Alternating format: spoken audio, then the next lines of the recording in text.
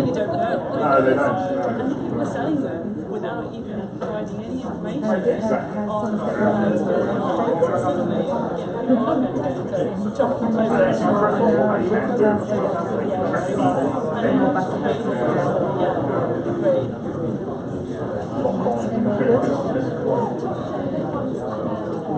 Welcome to the National Federations Conference 2 of 2017. Really great pleasure to have you here with us in London. And welcome to the viewers on YouTube who are following this with our new camera over here.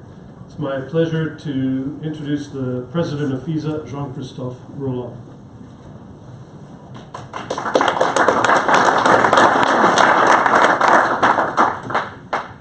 Dear President, dear Secretary General, CEO, delegates of member federation, dear friends, dear colleagues, good morning to everyone. It's my great pleasure to welcome you here in London Heathrow for this National Federation conference. Thank you very much for joining us today and making the effort to have a full day here in London. You have received the provisional program, but before to start, let me just briefly say a few words and actually answer two questions. Why a National Federation Conference and why now? Simply because we want to continue to engage you in addressing the challenges FISA is facing. Simply because we want to continue to keep as much as possible connected with our member federations. We believe that it's very important, and especially in the context, as you know, it's not new. The world of sport is having big changes, is evolving very quickly, and it's very important. It's just vital for all the sports to adapt to this fast-moving environment. And that's the reason why actually in FISA we did take this year key decisions for the future of our sport. And as you know, our approach has been from the very beginning, when we launched this process 3 years ago or 4 years ago, just to involve all our stakeholders and mainly use the National Federation. And we do believe that it was a good way, not only to keep you in the loop, but also to ensure that you were part of the exercise.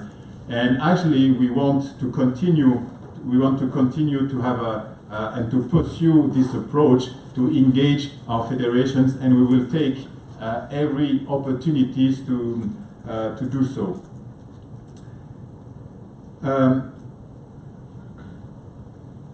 We will talk about this later on this day, but no need to say that actually if we have reached a good achievement this year by taking these key decisions, we all know that actually we haven't reached a plateau of stability. We will continue to be in a very tough environment, a very challenging environment, and that's why this process to continue to adapt we will have to continue to adapt to this changing environment. Now, why having a national federation now today?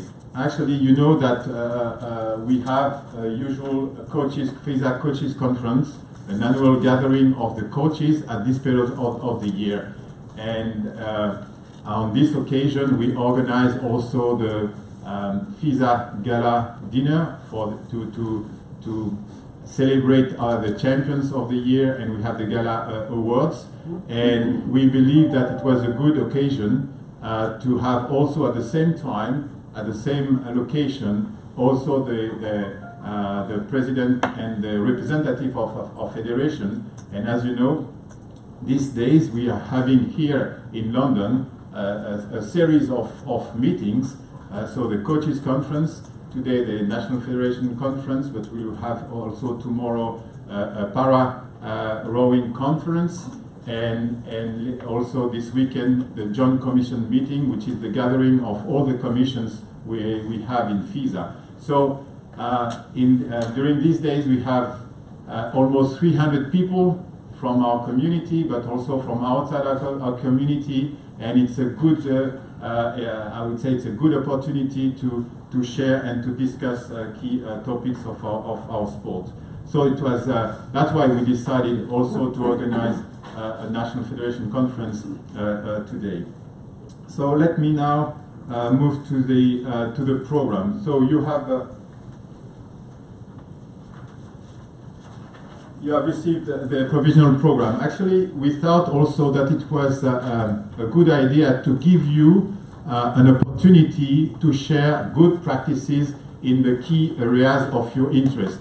So it's not only having this National Federation Conference to present you with information or to share with you what I mean about the context, but it's also to give you this opportunity between you, the federations, to share on key topics of your interest.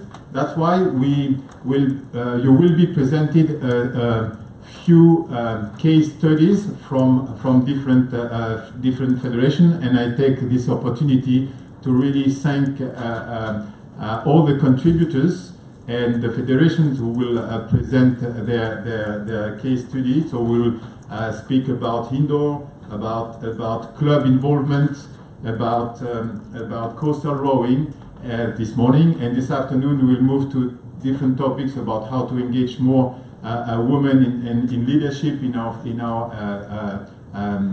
governance and in our federations, and we will talk about how to get the most of the support of the Olympic Solidarity for projects in your different countries. So we will then be joined by the participant of the FISA Coaches Conference to have a final session on the FISA topics. So it will be the last part of the day. So we will have a kind of a short break to rearrange the room, and we will have this session jointly with the FISA Coaches Conference participants. So actually it will be in the other room. We will move to the other room for the last session of the day. I think this is what I wanted to say to you this morning. So again, welcome. I hope you will enjoy these sessions, and you will find this meeting fruitful. And I wish you a good and fruitful day. Thank you.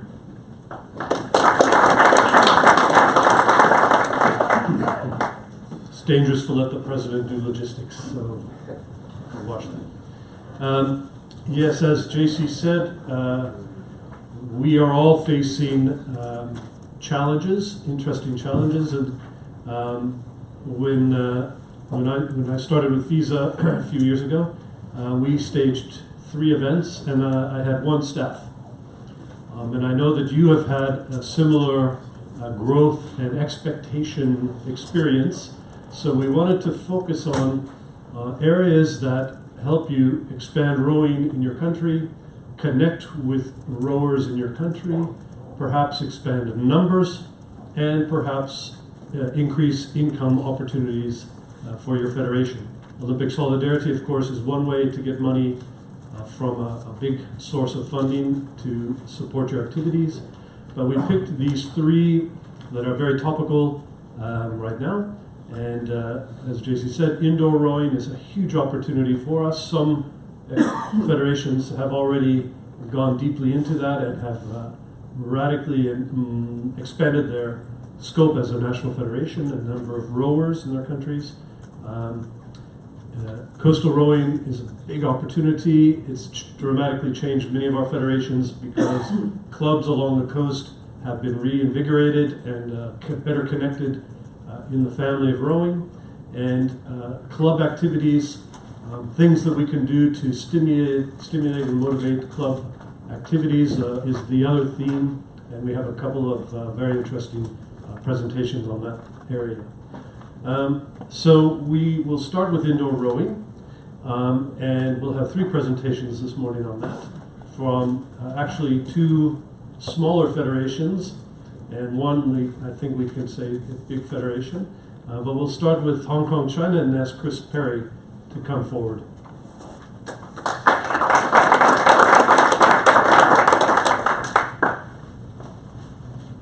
Thank you very much. It's a big privilege for me to be able to introduce a little bit about our federation and some of the unique challenges and opportunities that we have, and to show you, I think, a little case study in a small federation about how we have tackled one of our major sort of development challenges for youth. So,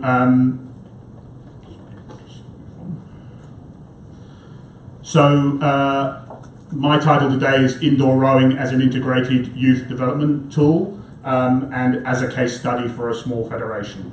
So before I go into how we've used indoor rowing, it's important to explain a little bit about the federation and the history of the federation. So many of you may know that rowing existed in Hong Kong for a very long time. There are records of regattas being held in Hong Kong as early as 1845. They were normally between naval teams who were visiting Hong Kong in ships, and the first club was established in 1849. But the federation itself is relatively young. We were only established in 1978, so next year we are celebrating our 40th anniversary as a federation. And our first boathouse, a temporary boathouse, was established on the Xingmen River in 1982. And the Hong Kong Jockey Club, who put a lot of money into sport and social services in Hong Kong, it's the revenue from horse racing, the only legal form of gambling in Hong Kong. So the Jockey Club put money, and they helped us to complete a permanent rowing centre in 1985. And in the same year, we hosted the first Asian Rowing Championships, and that was attended by our now honorary FISA President, Denny, who's here today. So if we continue then with the history, so the Jubilee Sports Centre, which is now the Hong Kong Sport Institute, employed a full-time coach to support rowing development in 1986. That was me. And in 1989, we won our first ever medal in a regional event at the Asian Championships, and we took part in our first Olympic Games in 1992. In 1997, we returned to Chinese sovereignty and became the Hong Kong China Rowing Association. That's why we changed our name. And in 2001, the Jockey Club again supported the construction of a second rowing centre on the same river in Xingmen. And finally, in 2013, a high-performance rowing centre was opened at the Hong Kong Sport Institute, which is where our Hong Kong team members train, and that's also in the same location on the Xingmen River in the New Territories. A couple of historical photos. So this is when the federation was founded. You can see former President Tommy Keller, and he came and presented the FISA flag when we first founded the federation, when the federation was first founded in 1978. You may also recognise the chair of the FISA Para Rowing Commission, or current chair, Faye. She came to us from Olympic canoeing. She was a canoeist at the Los Angeles Olympic Games. She was the winner of our first ever medal, our first Asian Games medal, and our first Olympian. And actually, a lot of credit to her because she brought a lot of money into the federation. Until we started to win something, obviously, we didn't get any funding. So it helped us a lot. So the Rowing Association today, we have 30 clubs and about 1,500 registered members. So it's a small number of people. The clubs include public clubs, university and university alumni, some corporate clubs, a few schools, para rowing club, coastal, and some what we call discipline services, which is police, fire services, correctional services, and so on. But the thing to note is that the majority of those clubs row from the 2 rowing centres on the same river. So it's very, very difficult to own land or to build buildings, and so most clubs are rowing from the federation's centres, but they manage themselves independently as clubs. And we run and then we have school students who have not yet joined the club, but they can take part in organised youth competitions representing their school or their school colours.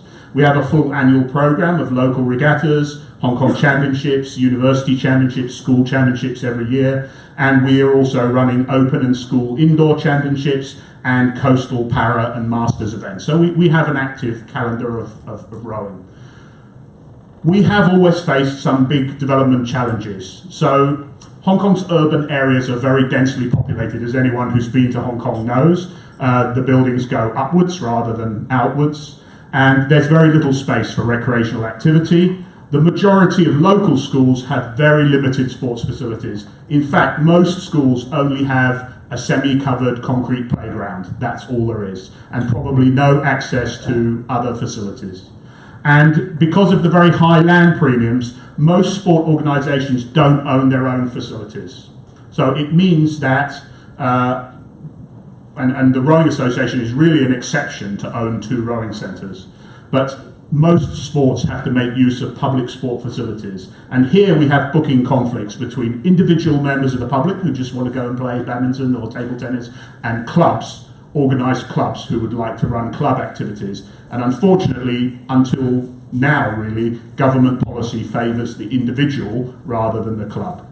Academic pressure on students is very high, as you can imagine. Most schools allocate very limited time to sport or physical education and organise in the school only a few traditional sports. So, you know, you might get 2 45-minute PE lessons a week if you're lucky, and if the teacher thinks there's more need for study, they may cancel them. And by the time all the kids have got changed and got out, there isn't very much that can be done. And sadly, in many schools still, you know, they give all the girls volleyballs and all the men basketballs, and they just play around for 40 minutes and go home. So that was a big development challenge for us. So we wanted to find a way to reach youth rowers, and schools were reluctant or unable to form rowing clubs. And so with a very limited amount of funding that we got from the government, we started what we called our youth development programme to reach out to local secondary schools. Again, the water rowing venue was pretty much limited to one location in Sha Tin, where we had our rowing centres. And so the obvious tool for us to attract interest in our sport was the indoor rowing machine, the rowing ergometer. And we decided that what we would do is form a small team of coaches to visit schools and to bring rowing ergometers to the schools, and if possible during the PE lessons, and introduce all the kids in the school to the rowing ergometer and to our sport. We'd have a little video of what rowing on the water looked like, we'd get the kids involved in playing on the machines, and we'd have a little competition at the end of it. And with the support and the agreement of teachers, this was usually done during the PE classes. So we set up a structure. So the structure was, we would go to the schools and we would do the school visit in the PE class, but we had a very limited time slot, at 45, 50 minutes. Maybe we could get a double PE lesson if we were lucky. So we'd show a little video about rowing, we'd introduce the kids to some warm-ups and exercise and stretching and fun activities. We actually measured height and arm span as well, just to try and get some initial data. And we then, at the end of letting them play on the machines for a while, we would have a little 3-minute competition between the kids. We didn't pretend that that was some kind of scientific testing, we just made it exciting and fun if we could. Following that, we would normally then invite students to come and have a visit to one of our rowing centres at the water. So what we did is we would send out an invitation to 60 boys and 60 girls from the school, and probably 15 or 20 would turn up. And a free of charge day at the rowing centre, come and have a look, sit in a boat, see what rowing's all about. And we sponsored that as free of charge. If they were interested after that, we started running what we called a STAR course. In Hong Kong at the time, a lot of sports had sort of like a Star 1, Star 2, Star 3 skills training course, and you get a little badge, but it's all focused mainly on skills training. So we offered some STAR courses for those who wanted to continue. And then following those, if people wanted to continue further, then we had a young athlete training scheme, which was basically to see if they were going to stick at it. These proved quite popular, And we decided also to offer something, a slightly stripped down version, what we called Row Kids, which was for primary school students. So secondary school in Hong Kong is from 14 to 18, and primary school is younger than that. So we were then looking at probably kids from 10 years old up until the secondary school entry point. We also wanted to offer pathways to our development and high performance programs. So we had a talent identification program where we would try to do more detailed assessments of students who showed aptitude for rowing. We formed a development squad, which was where young students who had better aptitude could train at a slightly higher level. And then within the Hong Kong Sport Institute, we have what's called a potential athlete program, which means that if we identify an athlete who might represent Hong Kong, those athletes can receive some limited support at the Sport Institute, such as having meals there on training days or that kind of thing. So they get a little bit of support, maybe some travel expenses. And then we have in the Institute a scholarship program where the very best athletes can receive a full scholarship and more education support. And then we have the Hong Kong junior team. So that was the structure that we set up. Some statistics. So on average, our coaching team can now visit about 30 secondary and 5 primary schools every year. So they just tour around all the time visiting schools. And we see between 20,000 and 25,000 students taking part in the school visit activity. So for us, quite a large number of kids can see at least rowing. About 400 to 600 students will take the opportunity to join the follow-up centre visit, and about 300 to 350 will go into the STAR courses. And at this point, some kids will just go to join rowing clubs, but others will move into the young athlete training scheme or move up into the performance pathways. So at any one time, apart from the clubs, we have about 100 youth rowers in ongoing training at any one time. So it's good for us, it's a good number, and it allows us to be able to draw on the youth community. Here's some school visit pictures. So some schools have better facilities than others. So this is a school on the left that has its own sports hall, but this is one of the semi-concrete covered playgrounds. And again, other school visits where some schools, if they have a really good auditorium, we set up the rowing system.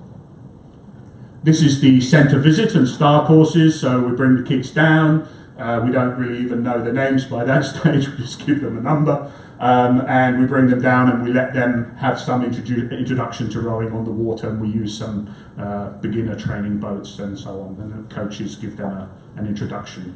So some observations that we had. So rowing machines provided us with a novel turnkey way to get into the schools. Some of the schools found it very interesting and exciting. Some even said, the PE assessment for this month will be how you participated in the indoor rowing activity. So it was a kind of a novelty, and it enabled us to get into schools where perhaps other sports weren't able to. Running the activities during the PE classes with the permission of the teachers gave us the best access to the students. I can say it's a kind of a captive audience, but I think we prefer to say that we enabled everybody to have a try if they want to. Our coaches could carry out rudimentary talent identification at the school. We only measured height and arm span, but I think you all know that if you can find someone who's tall, you're on a good track. So we started off with just finding tall people. And we one of the important things which also teachers and parents observed is that, and I think we all know again, is that rowing attracts a segment of students who might not excel at other more traditional running around school sports. We found people who were perhaps much bigger than they were for their age, and for the first time they were the best in the PE class. We found some boys and girls who perhaps were a little bit overweight, perhaps didn't normally enjoy traditional sport activities in school or PE classes, and suddenly they sat on the rowing machine and they got the best score. And again, we don't pretend that was very scientific, but to see a smile on the face of someone who doesn't normally enjoy sport and who suddenly enjoys something, it makes it worthwhile. And many of those students suddenly got interested, and they were the ones who came and joined us on the water. response rates from the lower academic band schools. In Hong Kong, we have a banding system for schools, so some schools really have very high academic band and some are lower. The ones from lower academic band and lower socio-economic groups, we had very big response to the invitations that we sent out. And for the academic schools, very little. And the same with teacher and parent support. So what I'm saying is maybe, without stereotyping people, but people from more working class backgrounds, perhaps less academic ability, were attracted to this program. And it benefited us as well, because some of those boys and girls were very tough kids, and some of them might have had disciplinary problems in schools or other issues, but when they took part in rowing, it was very transformative for them. We found that many students couldn't swim, even though the school signed that the kid could swim, or the parents signed. When we actually tested, a lot of them sank. So we implemented organised swimming tests as part of the fund, hopefully, but to also make sure that the students could swim. And many of our top Hong Kong rowers came via this program in recent years. So it was logical then for us to implement indoor rowing competition. So we then moved to implement indoor rowing competition to encourage competition between schools. And we, with the help of the Hong Kong School Sport Federation, who organise all the inter-school sport competition in Hong Kong, we arranged indoor rowing championships. And in 2017, our schools championships attracted 2,800 entries from 116 schools. And the indoor rowing link with schools also led to us being able to organise an on-water championship. And this year, our on-water championship attracted some 90 schools, which is quite good by Hong Kong standards. So this is youth indoor rowing competitions taking part. We book public sports facilities normally for these. And again, this is our youth indoor rowing competition. We use all age groups. And then we had an issue with the provision of equipment. So the growth of indoor rowing stimulated demand for machines in the schools and other organisations. The problem was that most of the sales outlets for rowing machines were through the fitness industry in Hong Kong. And in Asia, the tradition is that you mark up the price by about 100%. So anything you import into Asia, you mark it up by 100% and then you sell it to corporate gyms, health clubs, hotels, and so on, and they're happy to pay. So this was a big problem for us, because we couldn't afford to mark up the price of rowing machines like that and expect anyone was going to buy it in a school. So what we did is we established a subsidiary company of the Rowing Association called Rowsport Asia as an importer and distributor of rowing machines initially. Now they also import other equipment. And we set it up so that we would sell those machines at a sensible price to schools and sports organisations. And then a significant amount of that revenue would be channeled back into the programs. So apart from what was needed to maintain the business and perhaps to employ a sales staff or whatever, everything else went back to the federation. And so it's a bit like a rowing foundation, if you like. And we were able to support more projects, send machines around to more schools, expand the coaching team. And so over 60 schools have purchased their own rowing machines to date. And you might also use a rental model. We did use a rental model initially because we realised some schools weren't in a position to buy. So we said, we'll rent you first, and then later when you've got money, you can buy it. So that was the action summary of what we did. We purchased some ergos initially, and we seeded rental ergos to schools. We set up the youth development coaching team and visited schools. We followed up with the centre visits and setting up a database of students. We ran basic novice skills training with STAR courses, young athlete training scheme to keep people interested, and then links to the high performance pathway, inter-school competitions, and sale and rental of indoor rowing machines. Nothing there rocket science, but I think it's the kind of integrated approach that we took, and also the fact that in this environment where no one was ever going to establish a rowing club for young school kids, it was the way that we could reach out. And I can say 85% of the top Hong Kong athletes who've competed internationally over the last 5 years came through this program and nowhere else. To conclude, I just have a little clip of video which would just show you, which will just show you our training centre. So if I can start it.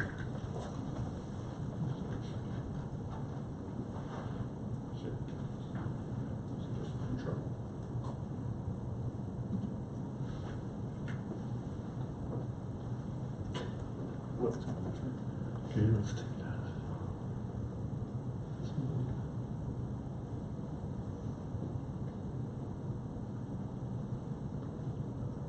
It worked on the test. Yeah.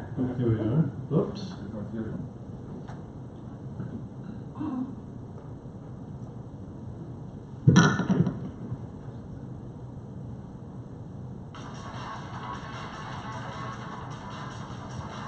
This is our National Training Institute, yeah.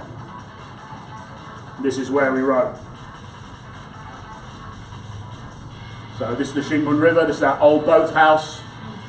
It's right in the heart of the city, that's the old training centre. This is the new high performance training centre, athlete hostel, sports institute. And this is where we row. It's a 4-kilometre reclaimed channel. It's completely straight. And there's no river traffic except related to rowing or canoeing. Yeah. So this is just to give you an idea of our centre. This is just getting all our kids out on the water for playing around with the drone day. That's the finish tower of our thing. This is the river. The river's very wide, 200 metres wide. So we have lots of space. We have another rowing centre over here. That's the second rowing centre. So one here, one here. Hong Kong Jockey Club. This is a pseudo floating restaurant. But it's right in the heart of the city. The city has maybe 1 million people now living in that part of the city. This is some of our youth rowers from the programme.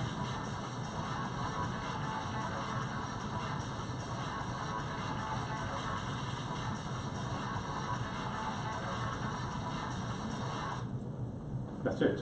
Thank you very much.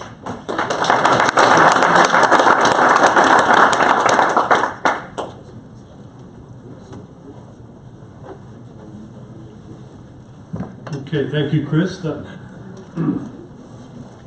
was, I think it's safe to say, started as a talent ID scheme that led to indoor competition. And I think the next two presentations will be actually starting as indoor rowing as a sport discipline itself.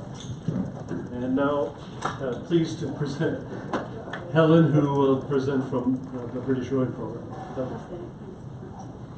Well, it's a pleasure to be here today. Thank you for inviting me. A slightly different focus today, so compared to the last presentation. We've been working in indoor rowing for a number of years in schools and universities, but last year we developed a new health and fitness sector focused programme called Go Row Indoor.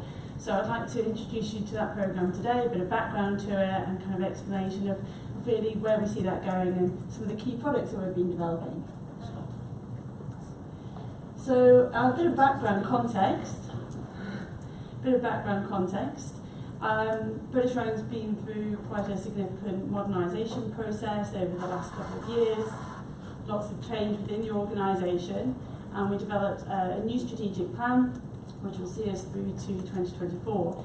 And as part of that, an innovation team was developed within the organisation, which I came in to lead early last year. So really looking at new opportunities, new projects to drive forward our strategic plan and achieve our objectives. And as part of that, yes, looking at new products and initiatives to really broaden the appeal of the sport, and that's been a key driver for us. And our Go Row Indoor programme is really focused on the objective on the left there, which is growing the number of people in the sport. We really want to develop rowing in Britain as an open, welcoming sport, both retaining current participants but attracting new ones as well. And we want to look at new markets, new opportunities to create lifelong involvement in the sport. Equally, I would say that maximising the value of the sport and commercial opportunities to allow us to reinvest in the sport going forward is really important in our objectives for this programme. So before our strategic plan, our approach to indoor rowing, we had our school games programme, university indoor rowing series as well. But our approach really has been quite traditional. It's been very focused on getting people on the water. It's been seen as a transition, a training pool, training tool, pathway to on-water rowing. Very much using on-water language around indoor rowing, and all the imagery was very much around on-water rowing as well. And actually we had quite limited involvement in the fitness sector. Since then, with the development of Go Row Indoor, we're continuing our work around the school games and university indoor rowing series and developing those further. We've also got our British Rowing Indoor Championships, which is tomorrow. So if anybody does have any free time, then you're very welcome to check that out and see what's happening, which is one at the Velodrome. But really our focus has been on the fitness sector, which has required quite a different approach, and really approaching indoor rowing with a new set of eyes and a kind of a new view of what it's all about. We say very much indoor rowing being a key discipline of the sport. I always talk about it when I'm talking to people outside the rowing community as being a third discipline, where we have sliding seat, quick seat and indoor, because from their perspective that makes sense when they compare us to other sports. We've also done a lot of research and insight activity to really understand the fitness market. We've done a lot of market segmentation work within the health and fitness sector, specifically to understand what products people want to engage in within indoor rowing. And we've really focused on growth through sector collaboration. We are not going to be the final deliverers of all things indoor rowing in the health and fitness sector. That's going to be health and fitness operators who are out there running leisure centres, health clubs, and we need to work with them and be partner with them and be credible partners that can contribute value to their offer. So why develop Go Row Indoor? I guess fundamentally it has to be that indoor rowing is the perfect workout. Everybody within the rowing community almost takes that for granted, but actually if you speak to any fitness professional who's used indoor rowing over the years, they really do see the indoor rowing machines being the best piece of kit in the gym in terms of the impact it has on people's fitness, the great rounded workout it provides. Fundamentally, we have a brilliant product and we need to exploit that and develop it. It's really been for us, as I said before, an opportunity to broaden the appeal of rowing and attract new audiences. I didn't have a rowing background before I joined British Rowing. I was one of those people who for 20 years did a 10-minute warm-up on a rowing machine, and I never once connected myself to the sport of rowing, and that is the reality for most people. Indoor rowing is accessible to all. We can see it as providing significant growth potential, and I'll come on to the research that backs that up. We see it having benefits to the wider sport, and we know that market intervention is needed and we can play a role in that. We know that from speaking to all the suppliers, the operators who are out there. There's been lots of things happening around indoor rowing, but there's nobody or no organisations that's really brought it all together. So we see our role as taking it from niche market activity to mass market activity and plugging the gaps to make that happen. This is the opportunity. In the States in particular, we see lots of boutique group fitness studios open up, focused on indoor rowing, and we're seeing this across many other cities as well. New York's always kind of been a leader in the field around opening up new products, but it's happening elsewhere in major cities across the world, and this is a fantastic opportunity for us as a sport. I said we've done a lot of research. We did a detailed market segmentation study earlier this year. We know that there are currently 1.3 million indoor rowers in the health and fitness sector. Over 30 million people have used an indoor rowing machine at some point, so they know what we're talking about. In the UK. In the UK, sorry, yes, in the UK. In terms of the response to products that we presented, the potential people who were very interested in indoor rowing products was over 15 million, which is a huge number. But there were lots of challenges. We found out all about those barriers to participation, the fact that people aren't taught properly, all the things that you will know from ever going to a gym and seeing people on rowing machines. So our challenge is to address that. We looked at market segments and understanding what different groups within the health and fitness sector want from the health and fitness indoor rowing offer. And this has really shaped our product development. So our role, coherence, bringing the industry together. This is not all about, here's a British rowing product, everybody get on board. This is very much around, how can we work with you to grow the sector? Because if we can grow indoor rowing overall, then it will benefit all of us.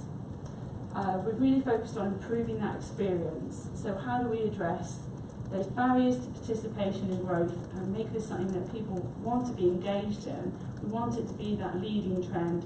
We talk about it being the next big thing, the new exercise for 2018.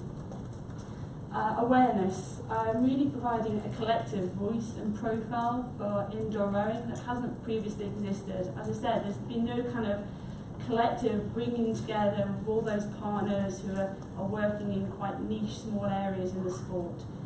So we see our role as kind of bringing that together and amplifying the message from all those partners.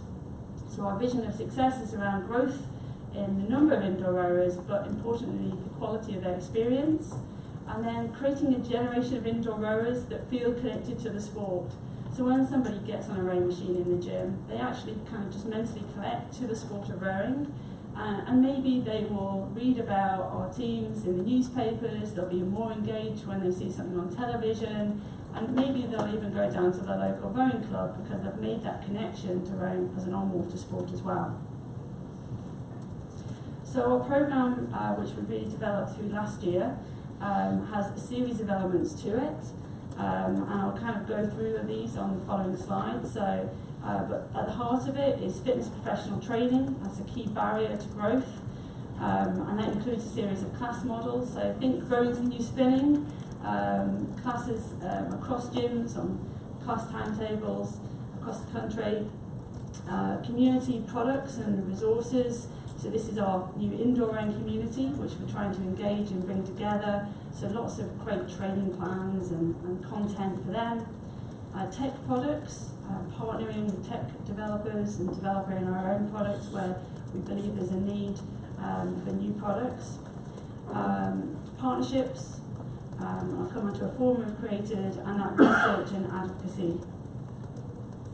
So last year was really focused on kind of research and development behind Go Row Indoor. This year we're focused on getting a team in place. We were able to access a new source of funding that as a governing body we've not been able to access before, linked to the government's physical activity agenda. So this is funding which as a governing body doing on water rowing for a core rowing community couldn't access, but we've been able to access additional funding. We're really focused on product development, getting lots of pilot projects underway as well. And next year we are in full flow on product rollout, and we have a view to creating a sustainable support structure for indoor rowing by 2021, because that's effectively where our current funding will take us to.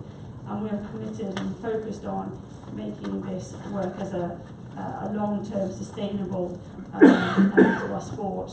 We're unlikely to have that same level of funding going forward, so we need to work out a model to make it work. So just a quick run through some of those programs. Talked about fitness professional training, that's accredited with all the national training providers for the health and fitness sector. You have to be a fitness professional to go on the training. We've developed a pool of master trainers, all of whom are experienced in the health and fitness sector, also happen to have on-water rowing experience, which is a benefit for us, but not essential because this is about having a great health and fitness product. We're working with many operators now on rolling out the programme, industry training partners. We're trying to either become the training provider of a number of industry providers or train them up on delivering the product. We're working with a number of target groups such as the Association of Colleges, and university gym providers across the country as well. Our class models, which we train all the fitness professionals in, we have a 20 and 30 minute class model which can just be done on the gym floor, so you don't need to buy extra equipment, you don't need to have studios, you can just run that on the gym floor, and Take Up that's been really popular. And a 45-minute studio class with music, and there's lots of variety in those, and we'll be kind of providing regular updates. We've also got downloadable YouTube workout video, which I'll come on to, of the class model, and there's been significant market interest. It always takes time to kind of get everybody actually rolling these things out, but we're on track and making really good progress on that. In addition to having those class models, when we're working with the gym operators, we're also providing support to them around challenges that they can put on, all of the marketing materials. We have a whole kind of package of social media assets, branded assets and so on that they can use to support the rollout of their programs, and are providing ongoing PR, campaign activity and so on, which will boost the profile of their activities. On the tech side, we've partnered with Live Rowing, which is an app out of the States, which is the kind of live rowing powered by British Rowing. It's a branded product. Lots of content being fed into that by probably many of you as well, around workouts and challenges, and we're pushing that heavily. We push it very much as our indoor rowing app. That's kind of how we see it, because we see it as being a key, the leading product for the health and fitness sector, effectively the Strava for indoor rowing. And we're also developing where we believe there's a gap in the market. We're looking at developing new products to fill those gaps, ideally with tech providers, and there's a very strong fit tech scene in London, which is really kind of investing in new technology, and we're trying to partner with different organisations to drive this forward. This was a proactive product we've developed, which is kind of a gamification of indoor rowing, which is great as a first step into indoor rowing, something we've been piloting and we're looking to develop and put into app format next year. And we've also been doing feasibility work on creating a new online school league as well, which if we can actually get it up and running properly, funding is always the issue with these technology developments, would be fantastic to support our school games activity. And we've been doing a lot of work actually on that next stage iteration of our school indoor rowing products as well. Lots of community content, resources we've been developing. So online we have training plans, and very much designed for fitness, for people going to the gym. So there is no on-water rowing language in there. You won't see catch and finish, for example. All the images, there's nobody in all-in-ones. It's all general health and fitness kit, because that sort of stuff is off-putting to people outside of the rowing community. But it feels very generic and works for rowers on the water, but also works for our gym-going community as well. And tailoring the message so that it feels inclusive of that environment, of those individuals. And we also have a social media strategy where we've really thought about what social media currently looks like around indoor rowing, and how we can really boost that, and how we can generate more activity around indoor rowing, which is surprisingly small when you look at the kind of broader activity in the health and fitness sector around gym going and general health and fitness. Indoor rowing doesn't get as much traction as you would expect it to, even with the growth of CrossFit and that community. And typically we find you've got kind of a small community talking about CrossFit, you've got a community of on-water rowers talking about indoor rowing, but there's no connection between those communities as well. So we need to bring all those together. I mentioned a workout video. So we basically created a 20-minute workout video of one of our classes, and it's actually one of the most watched videos that British Rowing has ever produced. And we've got, I think it was over 40,000 the last time I checked, and we haven't even done a big push on it. It's just been out there, and the response that we've had to it has been fantastic. You can put your phone on your rowing machine. Once you've watched it once, you can watch it without the sound and follow it through. And basically, it gives you a really great 20-minute workout And on the back of the success of that, we're about to film another 5 videos, which we'll be releasing through next year, because they're a really great way to get out there and provide something new, and a really interesting, engaging way of participating in indoor rowing. What's great is because people are watching somebody with great technique, it's not that kind of issue of, well, am I doing this right? You're actually kind of able to copy the technique and have a great workout as you go. I mentioned that we've got British Rowing Indoor Championships tomorrow. We're also doing city centre activations where we use indoor rowing to promote both indoor and on-water rowing. I've been more proactive in that over the last couple of years, obviously involved in the school games this year as well, and supporting other events, and I guess really trying to bring all the activity that's happening around indoor rowing together into a broader event calendar. We don't necessarily want to be running more events ourselves, but we do need to create connectivity between the different events that are happening in the UK, and trying to encourage people to, to actually participate in a number of them, whereas most people at the moment probably just do one that's local to them. Talked about profile. We've done both industry focused, and we're now moving on to consumer campaigns around indoor rowing. We had an event earlier this week where we brought a series of journalists, health and fitness journalists together and ran a class with them.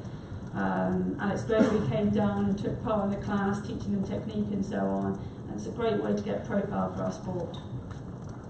And research and advocacy, I've talked about the research we've done, and we continue to do that and invest in research to really understand the market. And to finish really, the industry forum we've created.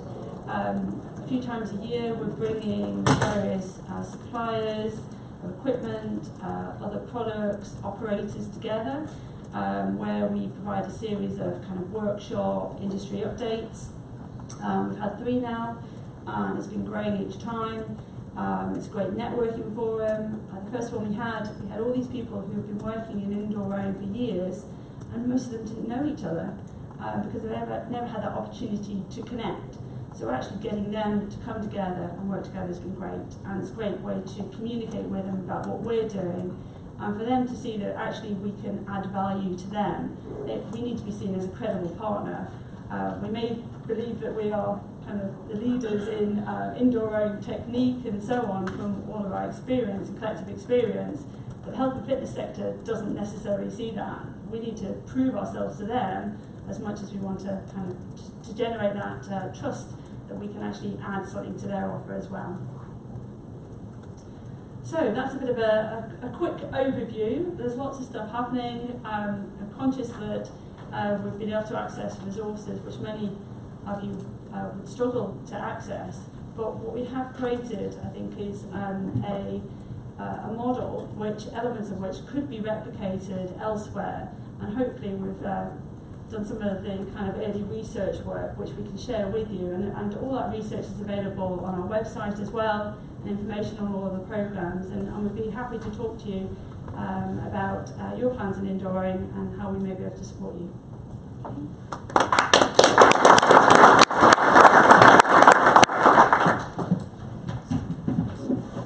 It obviously was more than 15 minutes worth of information. We spent, I think, 4 hours listening to all of her research and background investigations. So the PowerPoints will be available to you, and we'll have some time for questions at the end. Okay. We'll go now to Michelle Carpenter from Ireland, a smaller federation.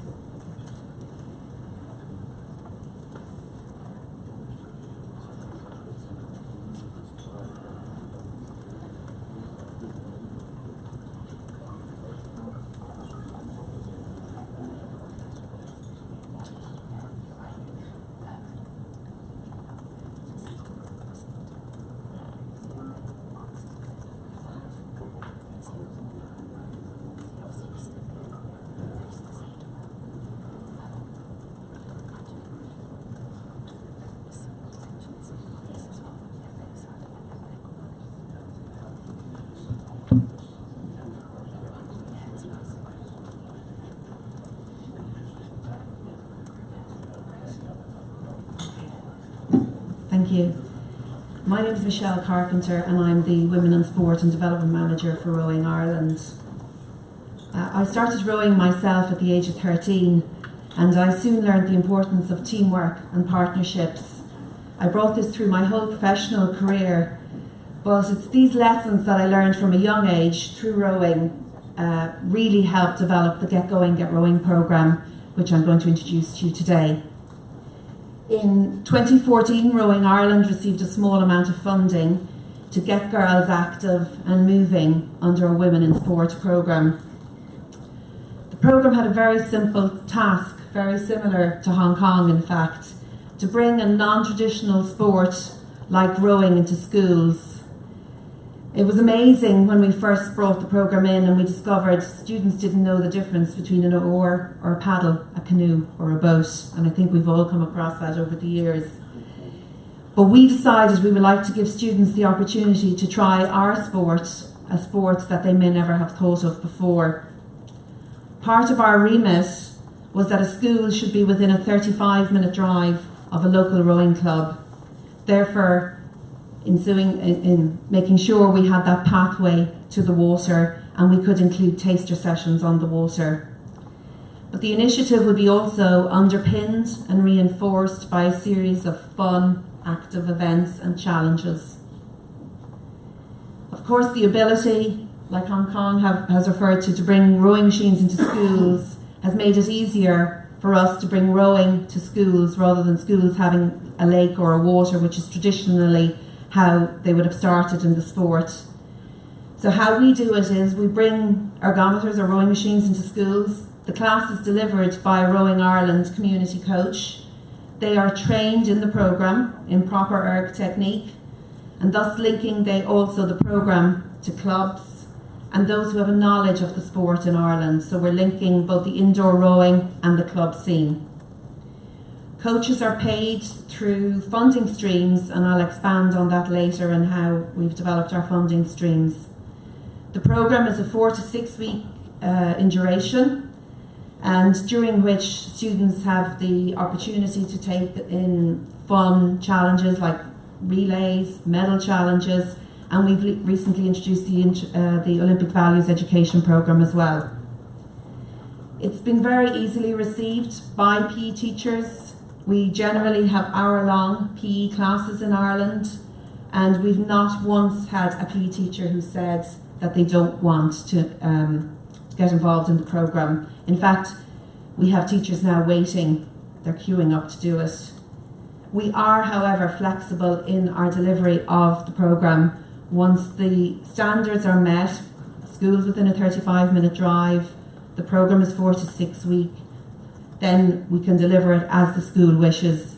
I sometimes, refer to McDonald's. It's a bit like having a Big Mac up in Heathrow and you might have a Coke with it, or you might have one tomorrow in Paris with a beer. The essence is the same, the side order might be a little bit different. In April 2014, we were just a few months in the programme when I got a call from Catherine Wall, CEO of Carlow Youth Services, and Catherine and I had rowed together as juniors. And she suggested we needed to look at developing a coaching course for transition year students. Now you may be wondering what transition year is.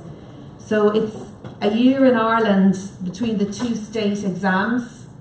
So children are around 15 to 16 years of age.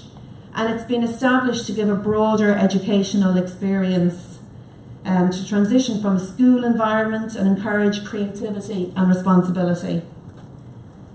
Other sports were doing similar initiatives during that year, so it seemed like the perfect opportunity for us to establish something. And we sat down with our coach education officer, Pat McInerney, and developed a course very similar to our introductory to coaching course, but focusing on indoor rowing and technique. So students would take a one-day course. They would learn the principles of coaching, rowing technique, and some leadership skills. It would be a peer-led programme. For our point of view, from a participation programme, it was immediately doubling our numbers. Not only were we getting the 15 and 16-year-olds rowing by doing the course, we were also getting the 13 and 14-year-olds. and all the research will show that peer-led education is possibly one of the best ways to learn.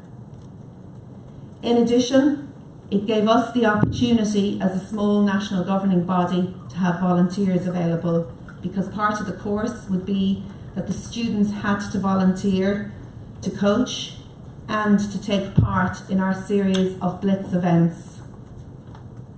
So the Blitz events are a series of indoor rowing events. We created them to give a goal at the end of the 4 to 6 weeks that students could achieve at the end of that.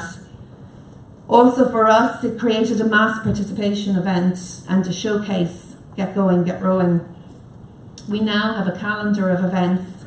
We have Carlow in January, Cork in February, Limerick in March, and we have All Ireland Blitz It in October in Dublin. A month ago we hosted our third event in Trinity College. Again, we partnered like-minded organisations. So it gave the university gave us the opportunity to have the hall for free. They had 900 students rowing there. During breaks in races, students from the boat club gave tours of campus, thus showcasing the university as a leader in rowing and in sport. So as I said, we had 900 students last month competing in a relay style race, holding onto the feet, changing over the handle. The atmosphere was electric and the noise was really deafening. At present I'm getting a video done on it, but my cameraman has jetted off to India, so I have a short clip, if this will work, of what it was like. It's not working, okay.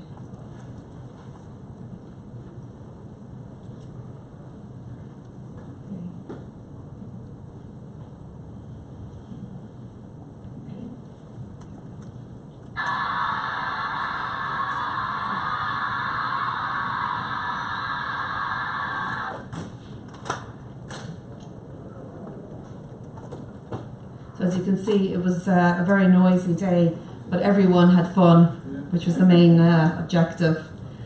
Of course, as a national governing body, we feel it wouldn't be our job if we didn't transition kids to the water. And as I mentioned, as part of that 4 to 6 week session in schools, we do give a taster session of on the water rowing.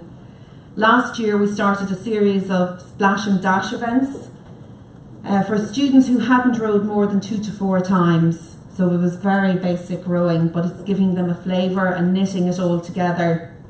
Again, we took the opportunity and partnered like-minded organisations to get funding. Dublin City Council to showcase Dublin City as a city of sport and fun. We held the event in the heart of the Docklands, and we'd Google, Facebook and Twitter staff looking on. It was really a great day. We also got funding from Waterways Ireland to host the event and to engage children on the water. Every child the day of that event was smiling. They were running down the bank, cheering their schools on for a whole 250 metres. Some of the kids didn't quite get the competitive edge and stopped mid-race to wave at the Viking Splash tourist boat on the water, but they enjoyed it. For us as a national governing body, it gives us the link then to the Learn to Row camps in the holidays and the summer. I've mentioned clubs on a number of occasions. They don't pay anything for this programme, but they do give us the use of their facilities, their boats and their rowing machines. In some of the smaller cities in Ireland, we host classes in clubs, then linking the whole programme to a club directly. Some schools are within a 2-minute walk of a local rowing club, and it's just unbelievable to think that some of those students have never set foot as part of their pre-curriculum in that rowing club before, until now anyway. So you might be saying, gosh Michelle, yeah, it's great participation, it's great to get schools involved, but are you transitioning to members? And the answer is yes. In a case study of Carlow Rowing Club recently, 95% of junior girls were from the Get Going, Get Rowing programme. Most of them rowed at our Irish Championships last year, and some of them, because we're only 3.5, 4 years in our programme, have now developed on to our developmental squad. So I told you I would tell you how, you know, we've come up with this and how we've put the funding in place. I think Helen has spoken about this a little bit. Participation is the buzzword at the minute with national funding bodies. The National Physical Activity Plan in Ireland has underlined the importance to get teenagers moving and active, and obviously Get Going, Get Rowing provides this through a fun way. Local sports partnerships or local councils also have it as their remit, and they're happy to engage and partner with the programme. In addition, they have the funding and the support staff. So you can see here, we started in 2014 with 5,000 kids rowing and a small budget of €20,000. And this year we've had 25,000 kids rowing, which isn't bad for a country of 4.5 million. And our budget is 125,000. Just to put that in perspective, next year our budget is going to be 160,000. That's 75% of our core budget as a national governing body. So it's big to us. So where do we go from here? Well, our objective is to give every student in Ireland the opportunity to row and know what rowing is within that pathway of a rowing club. We're going to strive to stay at the top. We are an example of best practice. We were the most achieving women in sport programme in the country last year, and we hope to stay that way. We want to grow partnerships with our local councils, and at the moment we have 3 centres in Ireland that are looking to get started in the programme. We've identified this is an easy way to grow our sport across all bases, clubs, universities. It's put us up there as a sport as well when looking for overall funding, because we're ticking all the boxes. Our potential partners have the resource and the funding, and it's resulted in massive growth in participation. So I'd like to thank FISA for inviting me here today, and particularly Sheila, who's supported this programme over the last 4 years, to Rowing Ireland and our funders for turning this into a very successful programme. You know, it's nice sometimes not to be only asked what's in the water in Skibbereen and what those boys are doing down there, but to be asked about the Get Going, Get Rowing programme and how we achieve it. Thank you.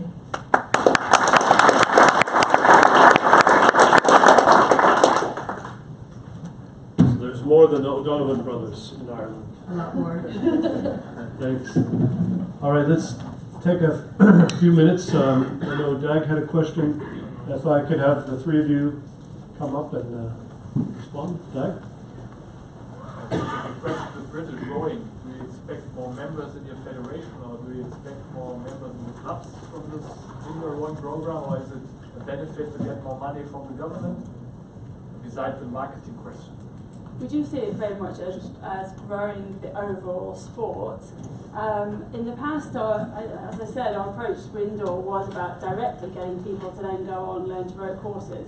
Actually, the scale of indoor rowing is such that if we really do have a pool of 15 million people, if we can get them to think differently about indoor rowing in the gym, then that's a significant pool which we can draw from. At the moment, most of those people aren't even thinking about rowing as a sport. So we definitely do see it as being something that will transition to our water, but that's not the sole focus. Actually getting people rowing in the gym is an objective in its own right, but we believe that by broadening that pool, there will also be a transition to on water.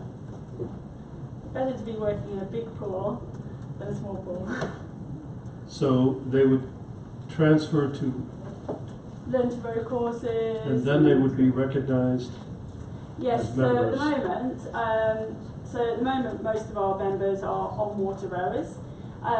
We are looking at developing an indoor rowing membership. But actually what the indoor rowing community has told us that they don't want a traditional membership. They're not going to pay a monthly fee, for example. So initially what we're looking at doing is, and we're launching our first one end of January, is to have an indoor rowing community newsletter. And effectively we'll use that to upsell our products and other opportunities to the indoor rowing community. So it's not a traditional membership at this stage. That may, if you compare it to our other membership offers, but that may transition over time as well. Does anyone have an indoor rowing membership of your national federation? Okay. So, and how many can count the number of indoor rowers as being rowers that you report to your sports ministry? All right, this is our opportunity and our challenge to work out how we can translate that over, like Michelle has done.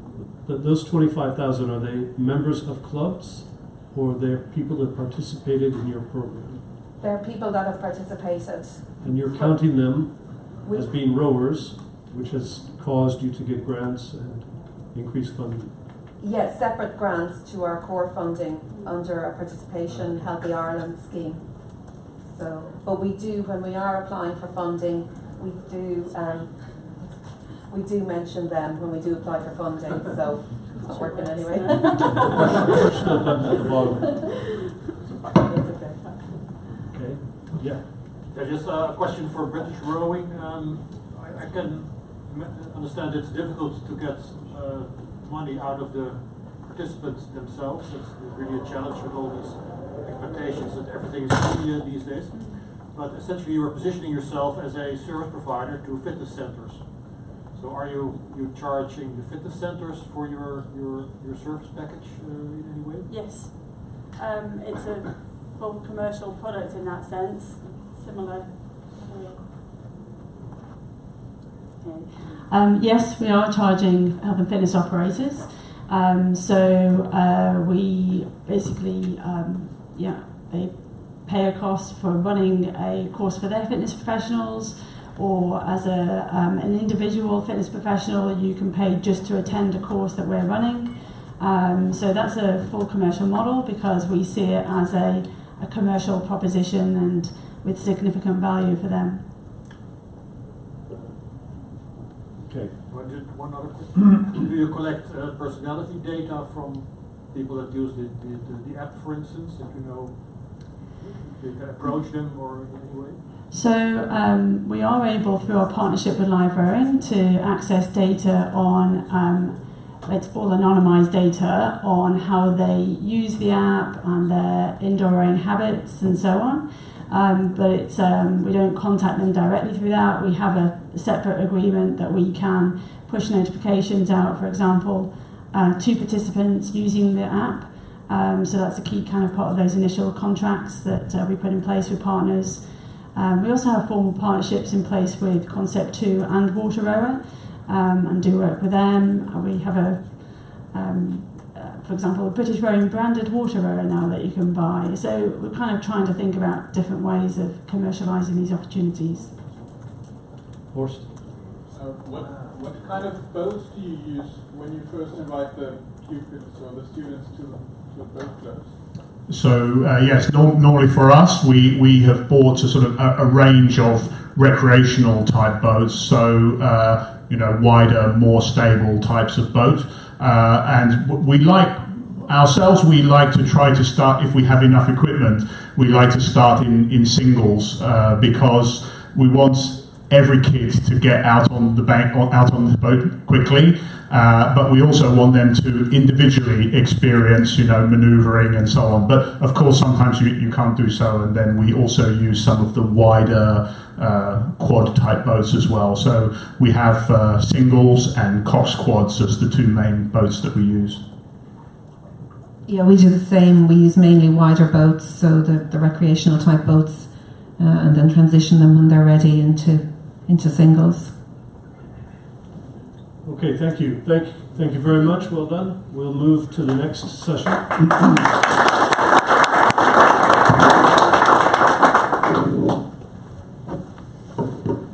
So now we'll move to the section about initiatives to motivate and stimulate club activities led by the National Federation or partners of the National Federation. First up will be the German Rowing Federation, who will tell us about their federal rowing league, the Sprint League, and it's Dijk Duinskalk and Mario Volt I'm informed who will present. We go to their branded. Yes, thank you. And we had the challenge to do something for our clubs. They were unhappy that there are some athletes who are at a high competitive level, and what are doing with the athletes who are not able to be in this national teams, but in the clubs on the club level.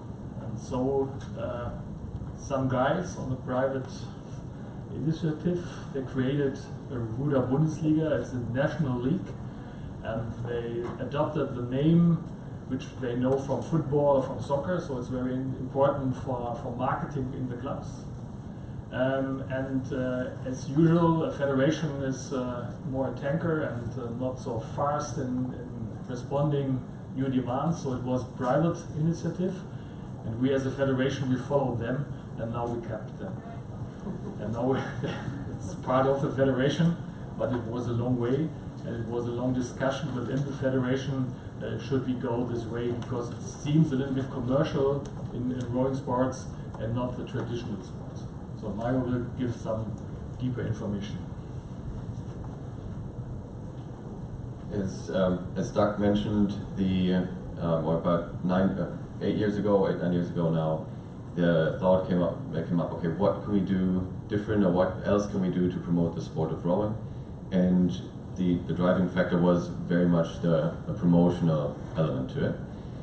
And as so often in our federations, private initiatives help drive the process, because as Doug mentioned, federations can be, the decision-making process in federations can be a bit slower at times than in the private sector. But here we had a fantastic opportunity. A rower with the financial means and the personal drive, he made it happen, and he said, right, I believe in a league system, and I also provide the funding.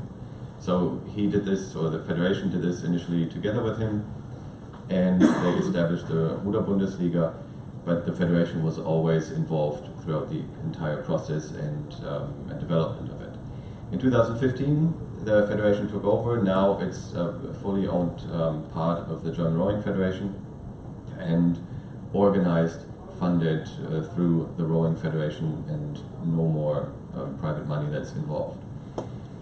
At the end, and I'll go through the setup of the Ruder Bundesliga, in the end of the year, an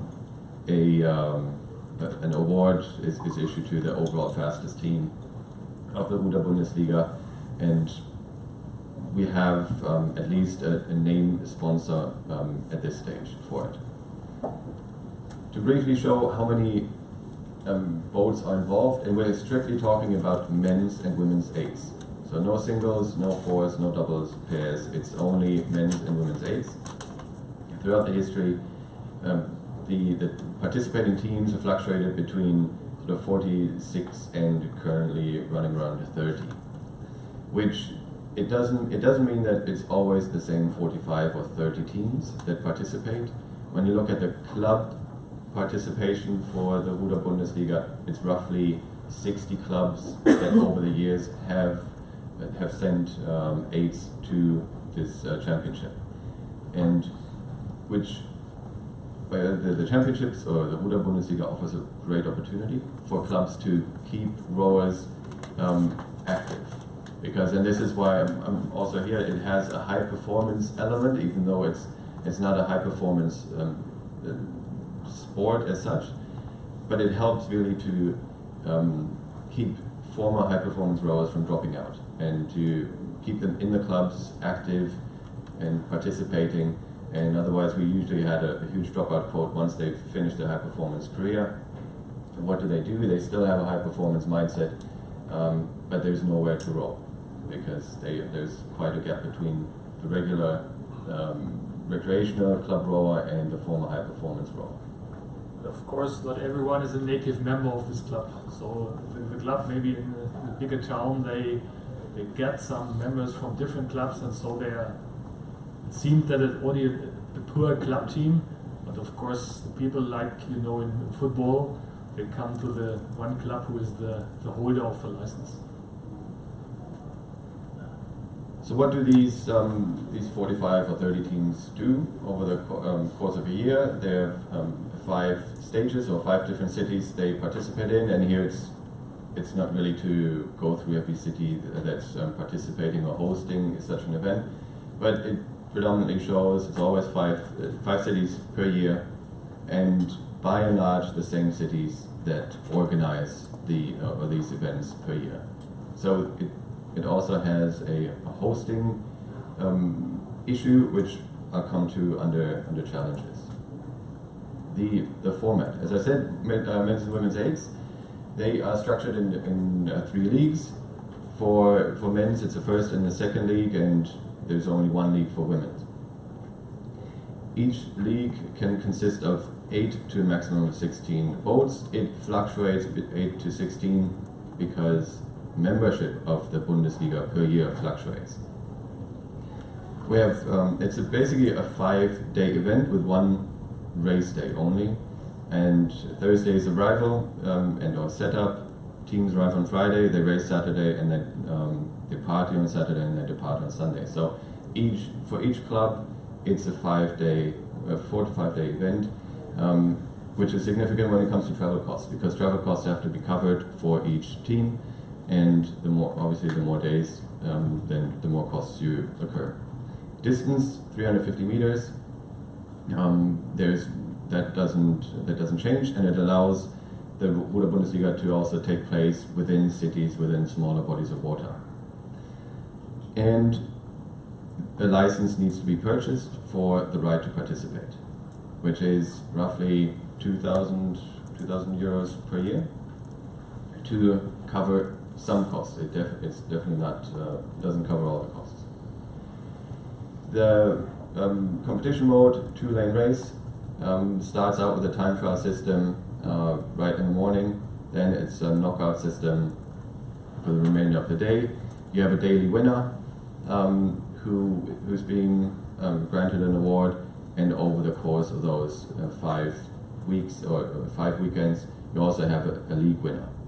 And from the start, a significant focus had been done on the promotion of the event. So everything around news and online, the whole online focus and how the website's being structured, it was very important to the initial organizers, and it was also very structured. The only non-structured part, which was left to the organizing committee, was to create the program around the event. So they were absolutely free as to what they wanted to do. So whether one exists or the quality of existing programs around the regatta varies in quality. It's very different as to what they can do, what they want to do, what they're able to do, because it needs to be funded and financed, and not everyone has, as an organizer, has all the funding resources. Just some brief impressions. Because it's a 350-meter regatta, it allows us to go on a grander scale or a larger scale of bodies of water. It allows us to use iconic locations. I know they're not quite as iconic as the Olympics, but at least from a German perspective, it allows us to go to inner city places, as you see here in the middle, in Berlin, where you don't have rowers usually. They can go for a weekend and use that for picture and promotional purposes. I brought a short video, and it kind of encapsulates the spirit also of the Ruder Bundesliga, which is the whole idea behind it. It's fast, it's young, it's vibrant, and it's loud. So that's how each weekend looks like. And I think the video also brings that across to some extent. So, where's the...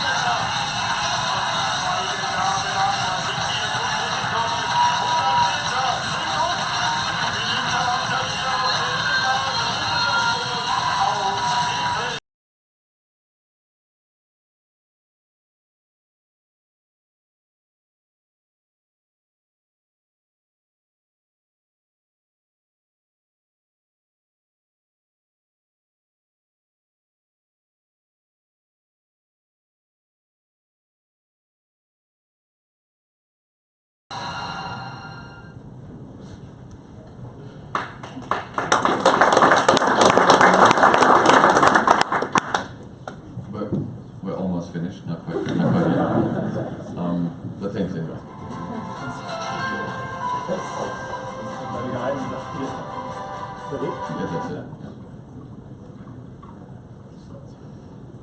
I'll briefly go back one slide. The Ruder Bundesliga, the really positive effect that it has had, it allows clubs that participate to get individual sponsors, because they all of a sudden they find sponsors that they haven't been able to find before, and larger companies, they really take the Ruder Bundesliga on board because it's a fixed product. Everyone can get their head around what it means, what it is for. The time frame is fixed, 5 clear dates, the format is clear, and it's easy for sponsors to understand. And so there's been a huge increase in club sponsorship by other companies. Also, it has been a fantastic opportunity for clubs to retain athletes and to mobilize additional younger athletes to participate within the club. So we've come now a long way, about 8 years, and when I started in the federation, the Ruder Bundesliga also just started, and it was hugely criticized because from a high performance perspective, coaches were saying, well, the motivated rowers, they're not going into high performance, into 2,000 meter rowing anymore.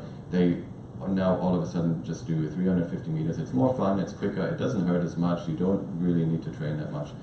And high performance 2,000 meter, it'll just cease to exist. I'm exaggerating a little bit, but those were the internal discussions.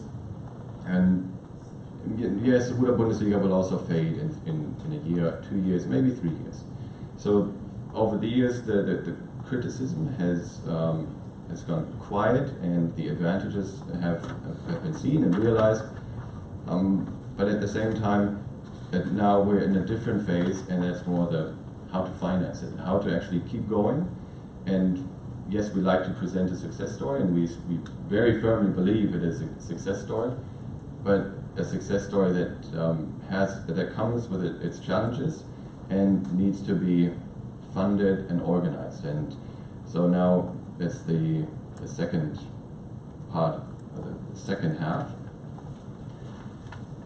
When I started out with the teams, that we had up to 45 teams and now 30 teams. Every year it's a struggle to motivate teams to actually participate again. So you have there's a stable body of teams that always come back, but many say we cannot really afford it anymore. You pay 2,000 euros in annual fees, plus travel costs for 9 to 11 athletes, plus a coach. So roughly 12 people, accommodation for 3 nights, travel expenses. We cannot fund it as a club, or not self-fund it. Then also athletes might not be willing to participate at 5 weekends throughout the year, because they also have other activities and other hobbies that they still want to do. Then it's the how to gear towards spectators is difficult. How many breaks do you have in between the competition? How do you keep spectators to engage in it? How do you put it on the board and show them what's going on? It has been a challenge over the past years. And the financial situation we put down as 30 teams, but really 30 teams isn't the break-even point, so it would definitely have to be a bit higher, 35 to more 40. 30 teams just covers the bare minimum. And as the treasurer of the federation, I can tell you that we pay a lot from the member fee, from the federation money, to make it run. Loyalists is open, we pay minimum 30,000 euro to keep it running and to have the setup and to have these events. So plus the money we need from the entry fee, you need 120,000 euro to make such an event, 5 regattas, make it running. And we do not talk about the payment of the people who are in the government, in our federation, in the office. So it is very expensive, and we as a federation, we are not able to refund it. It's really so it's a helping procedure for the clubs, because the clubs, some of them they can get money from sponsors, as we told it. But as a federation, we are big and struggle to get a top sponsor. Visa Notice has the same problem, to get a top sponsor for the whole event, because we thought that there may be more television cannot attract it, like football or basketball or whatever, and that means the advertising is not too high. But for the clubs, it's a very important opportunity to be on the spot, and they get more money for this event than for national championships. That's a danger, but it is. That's the reason. That's the situation.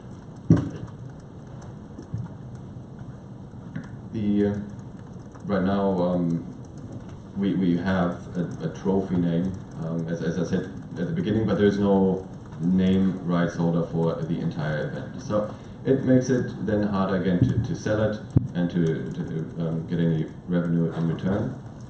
An internal DRV federation problem is there are two events all of a sudden with a very similar name, and now which has more value to clubs than the other.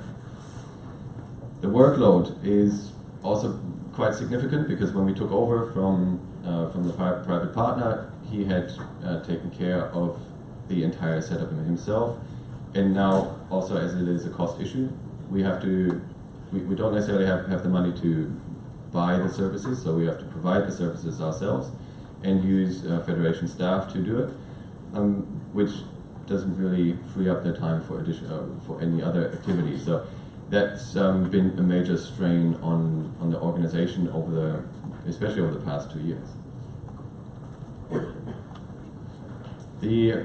But still, we have a vision. So we believe in it. It is difficult to do, but we have a vision, and we would like to see it actually happen on a European level, on a larger level, because we then think it's able to actually attract funding again. We had, over the years, that there had been a little push to go abroad within Europe to spread the word, but I think many federations also find it hard to take it on board and implement it within their club structure. But it is a fantastic opportunity that we're going to continue. We work hard on finding the funding, on organizing it and putting it on, and invite all of you to participate, to share the idea, and also to work together on how to tweak it, that we can maybe roll it out on a more European or even larger level. But this is our short summary of the Ruder Bundesliga over the past 8 years.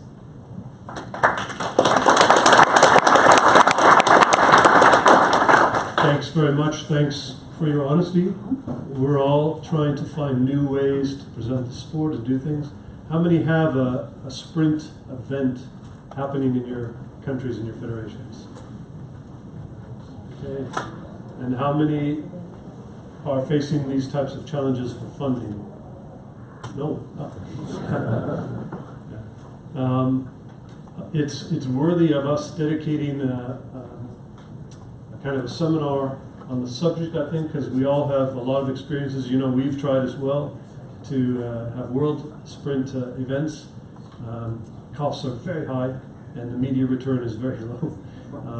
So it's a challenge. But thank you very much, and let's look forward to getting interested federations together to exchange and share information on sprint rowing, because it's something we have to approach. Another theme I wanted to say is that a lot of our funding, and your funding, is coming from, let's say, dedicated projects. You're not just getting money, okay, go and run your federation. You have to go and ask for a grant. You have to make specific detailed proposals to try to get grant funding, like Michelle's program, for different projects. And that is a part of our job these days. Sheila is running around getting specific grants for specific projects, which require a lot of administration and a lot of work to follow through, but it's part of the game these days. So the next presentation is an example of going out, finding funding to help create different approaches and different programs, and I'm pleased to present the new CEO of US Rowing, Patrick McNerney, who's actually an old friend. But tell us about your project, America Rows, Patrick.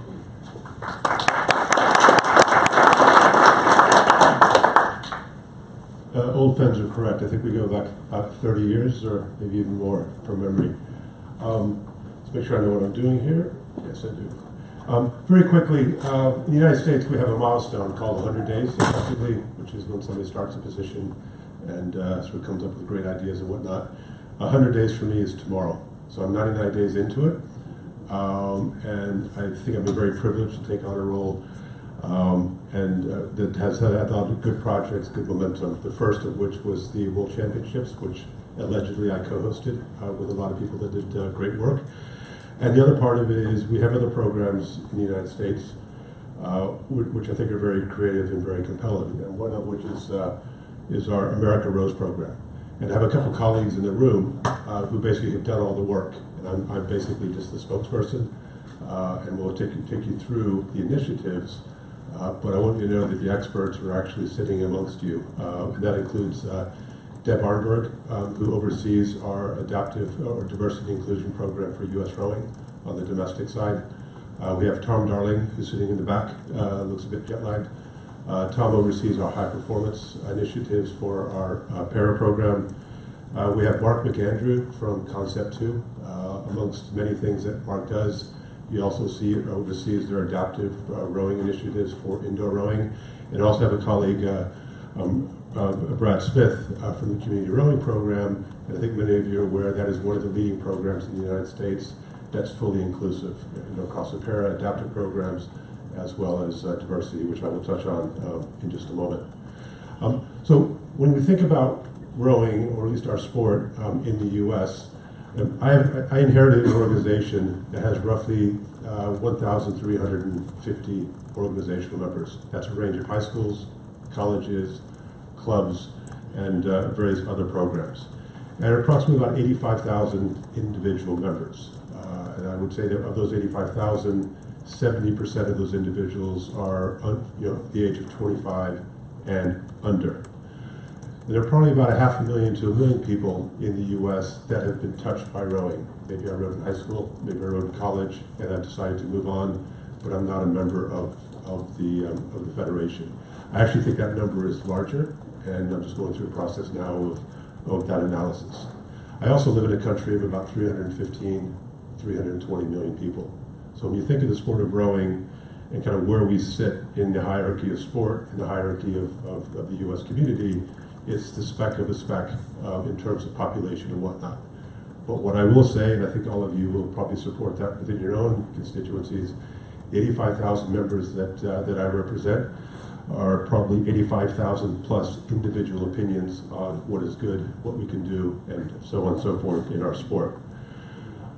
In an effort to think about how we begin to broaden our sport, when I think about what rowing is in the U.S., it is not a reflection of our society, of our culture. The United States, of that 315 million people, probably about 61% of those individuals are white, Asian if you like, which means that about 40% of our population is African American, Asian, and yet when you go into the vast majority of rowing programs in our country, there's a handful of the minorities. And that's a problem. I think the perception of our sport is elite, and it's very exclusive. I will say when you go out into our communities, places like Boston, Philadelphia, Chicago, we were just in Alexandria, Virginia the other day. I think on the ground it's different in that the programs are more diverse in terms of more reflective of our communities. But that story is not being amplified very well. But also I will say it is sadly still some truth to those perceptions.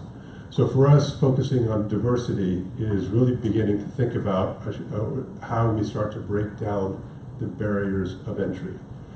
And when you think about sport, about rowing in our country, that began many years ago with addressing the disparity between men and women's rowing.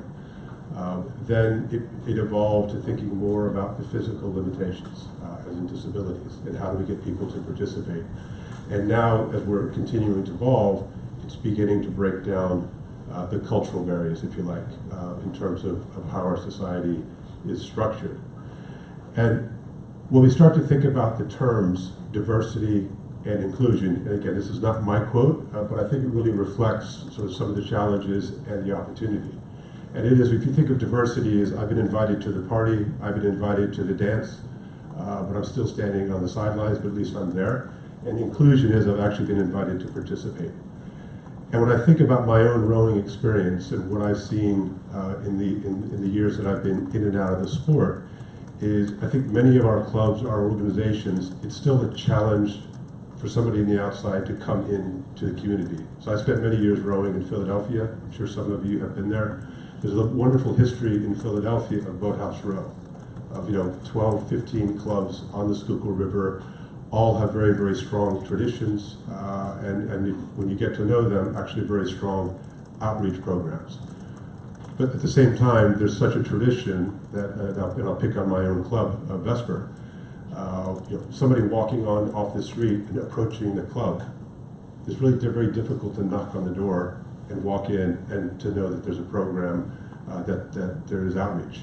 I'm picking on Vesper as an example because then you have other examples in the country, and I'll pick on Boston. I mean, the community rowing program there is amazing. I mean, it's very inviting. People walk in and are able to participate at all levels, whether you're at the high performance, working your way through sort of the youth programs, adaptive rowing and whatnot. And there you have an example of a program that the doors are wide open, very inclusive, and the results speak for themselves. Again, when I think about the history, sorry, I did a little bit of editing last night, so there was a slight tweak there. But when I think about the history of inclusion and diversity, if you go back to 1972, there was legislation passed, which we call Title IX. And that was very much focused on beginning to introduce the balance in our collegiate athletic programs between men and women. And that's really where this diversity inclusion initiative began. And then in '76, women participated in the Olympics as well as began to participate in our collegiate programs. Then in 2006, so a couple of decades later, is when we began to focus more on the physical disabilities and beginning to develop programs that supported those sort of initiatives. And back to Matt's introduction, this is sort of where we began to see opportunities for outreach, for incremental funding, and initiatives to support initiatives at a rowing NGB level, but also at a local organizational level. And then in 2010, so seven years ago, is when U.S. Rowing launched its America Rows program. And that effectively became the umbrella inside U.S. Rowing to begin to put some structure around these various initiatives and begin to move them forward. Now the goals of the America Rows, it starts with increasing participation. It starts with breaking down those barriers across both the physical limitations as well as cultural. It's also then really beginning to figure out how we can partner with organizations. And again, this is sort of the governing body, which is obviously a very small group of individuals, working with organizations that have an interest and an ability to support these programs. That means working with clubs. So with the Pocock Foundation in Seattle, with Chicago Training Center, with Community Rowing, with the Philadelphia City Rowing Program, working with them to sort of either market or support the initiatives, but then also exploring opportunities to secure incremental funding. One of our more successful programs is working with the Veterans Administration in the United States. That is the organization that basically oversees and supports our military veterans as they sort of re-enter the civilian world, if you like, and then provides the benefits in terms of medical care and whatnot. And we secure a grant each year of about $250,000, which goes through U.S. Rowing, and which we then reallocate through a grant process or grant program to individual clubs that are supporting military veterans and in terms of their needs. So we've seen a lot of success around something called PTSD, I'll get my acronyms wrong, but basically a lot of the military veterans, when they do come out of the military, have the stress issues, I will call it, and rowing is one of those sports that has become therapeutic both intellectually or mentally as well as physically. We also secure grants from other government agencies with revenue flowing into our para programs. So I guess I see Tom in the back nodding his head, so he's validating what I'm saying. But those programs, again, we provide the umbrella for the funding, and then through our own internal grant process, we're able to reallocate that to programs and support them on an individual basis. What I will say is, $250,000, it's maybe a nice number based on our relative budgets as rowing federations, but it's not a lot of money. But I will say, if there's a grant of $15,000, $20,000, $25,000 that we're able to provide to a club, it provides seed money, it provides a structure, and then the capabilities of our team is probably the real value, is that we're able to go in to an organization and provide knowledge and expertise and really help amplify those programs.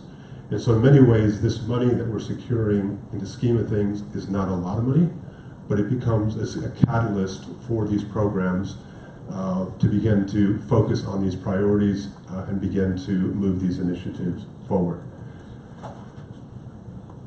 In terms of the benefits, to the membership, when I think about sort of coming into this, clearly in the United States, and we're not alone. This is happening in your locations as well. It's really looking at, there's clearly a campaign and initiative to grow the sport, more awareness. And what impressed me coming back into the sport after 25 years and going to Sarasota is what FISA has done with this with the World Championship program. We're one of, I think, 25 or 30% of the Olympic sports where the para programs are fully integrated into the World Championship program. When I was as part of my onboarding process in the U.S., I had meetings out with the U.S. Olympic Committee, and 75% of our sports, the para programs are separate organizations. So the work that's being done to support these sports, these activities, is being handled by a separate entity, either lack of resource, lack of interest, lack of something.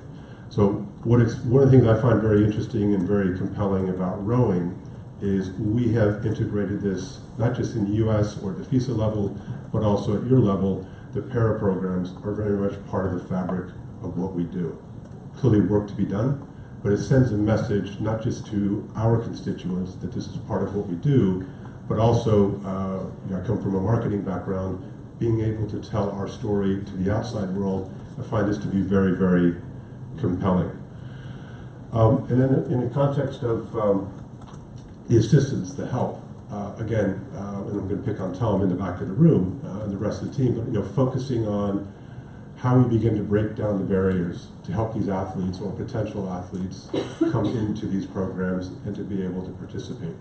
And I will say that, as I think about my reentry back into the organization, back into the sport, it's great, when I think about our high performance team and and what we succeeded in doing in Sarasota. But really the emotional part of my experience in Sarasota was watching the para athletes and how they normally, if I can use those words, how they're part of our team. They're in the same hotel, same buses, same everything.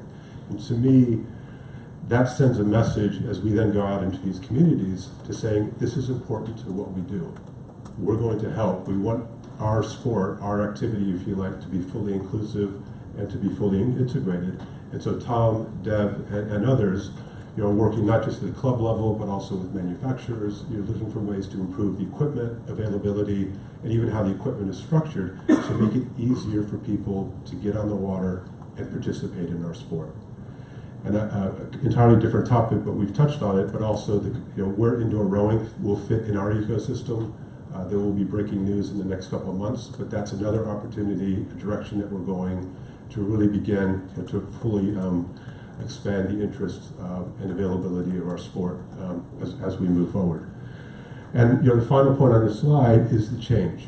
And I do believe, and that this is that rowing is one of those sports that not only is great for physical conditioning and exercise, but it's also a sport that has transformed many individuals' lives. In my case, my parents were happy because it just kept me off the streets at night. I was too tired. But there are more compelling stories, and there's a team that just came out of Alexandria, Virginia, where we're planning the Erg Sprints for February. And there's a group of us that wandered through a high school in Alexandria. It's T.C. Williams High School. It's 4,500 students, probably one of the largest high schools in the United States. 80% of the population is non-white, so let's call that minority. And yet when you go to the rowing program, which is one of the very long-standing traditional rowing programs in the United States, T.C. Williams, you have a handful of minority athletes. I would say 98% of those athletes are white. And you think about that. A sport that is a school that's 80% minority, a traditional sport, rowing, that's been there since the school began, and you have this huge discrepancy between, the sport of rowing does not reflect the body of the school. So we begin to think about what is the story that we need to tell. And there's a couple of individuals that I've gotten to know who've educated me, and it talks about, high school rowing, in many respects, is a path to college, in terms of how we structure our collegiate programs and whatnot. And beginning to introduce the opportunities of rowing, both for men and women, as a path to higher education, you see a lot of examples of where that's been achieved.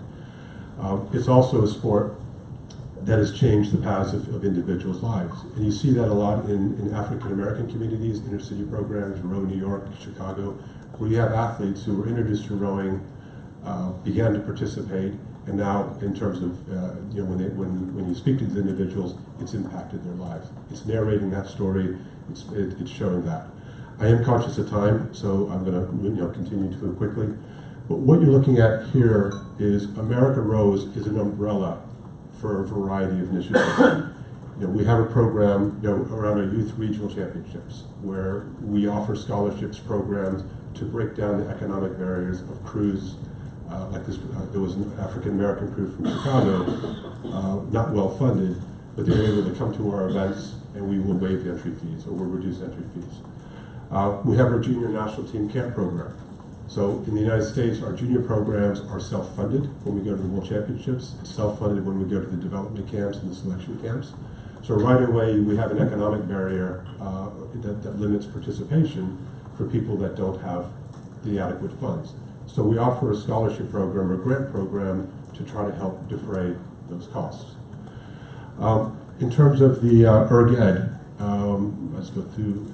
We have a program, I will call it embryonic. As in, it's a program that we work closely with the Pocock Foundation on the West Coast, where, again, what I've heard from some of the other federations here is we do have outreach into the high schools, into the local communities. We provide the equipment, the ergs. We provide a structure. But that program right now is available maybe in about 15 high schools throughout the U.S.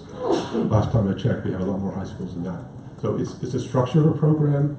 It's a great concept, but it's still very, very early phases. But we do secure funding from third parties, but it's enough just to provide the seed, the structure for some of these programs that I've referenced. The Youth Regional Championship Program I've touched on. And then what we also try to do at an NGB level, at an organizational level, is we are a membership-based organization. So as a member, you pay dues at different tiers. And so what we are looking for, what we have structured for membership is as we try to bring people into the organization as members, we'll defray the costs. We'll either discount our membership fees or offer other incentives.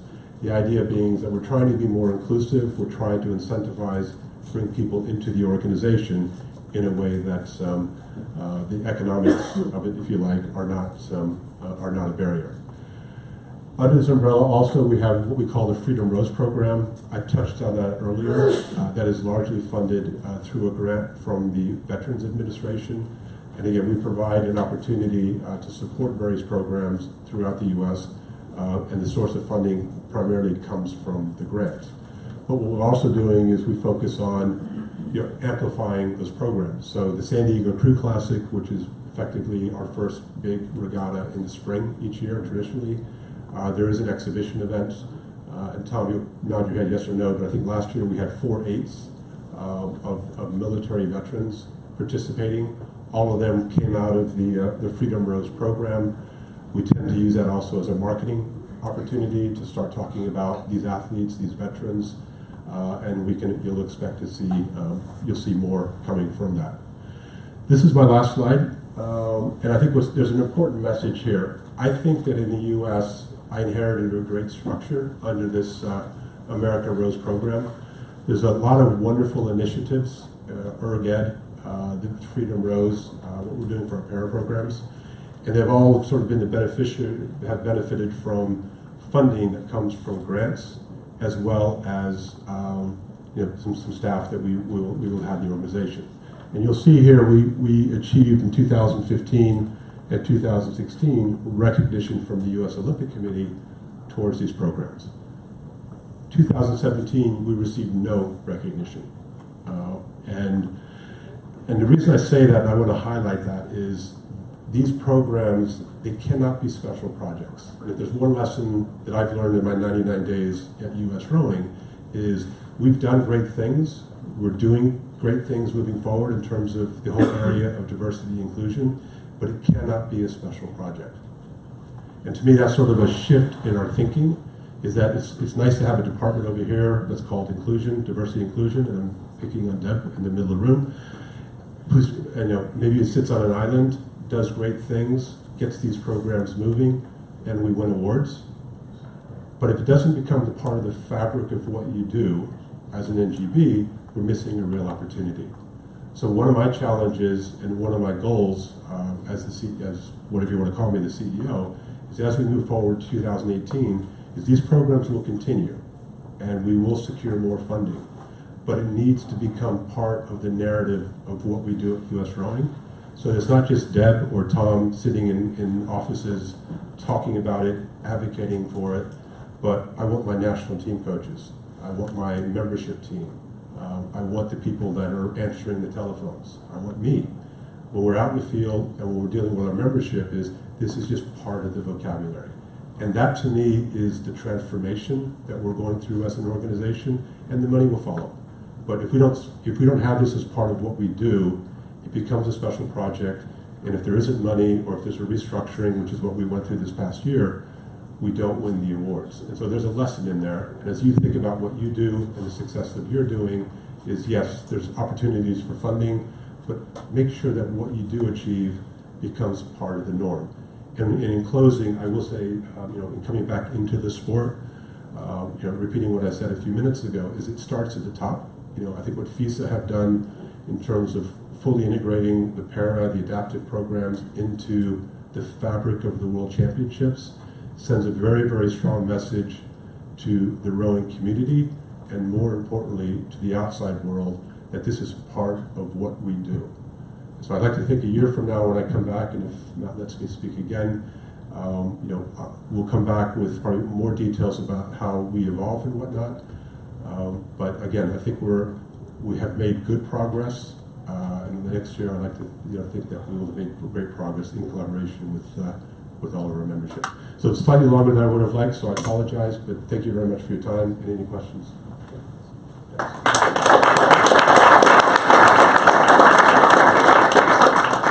Okay, again, we're giving you a lot of information very quickly. You will have access to these PowerPoints. We have an extended cocktail period tonight between 5 and 7, and all of the speakers have agreed to be available for you to buy them for you to speak with them. And then this will be an ongoing process.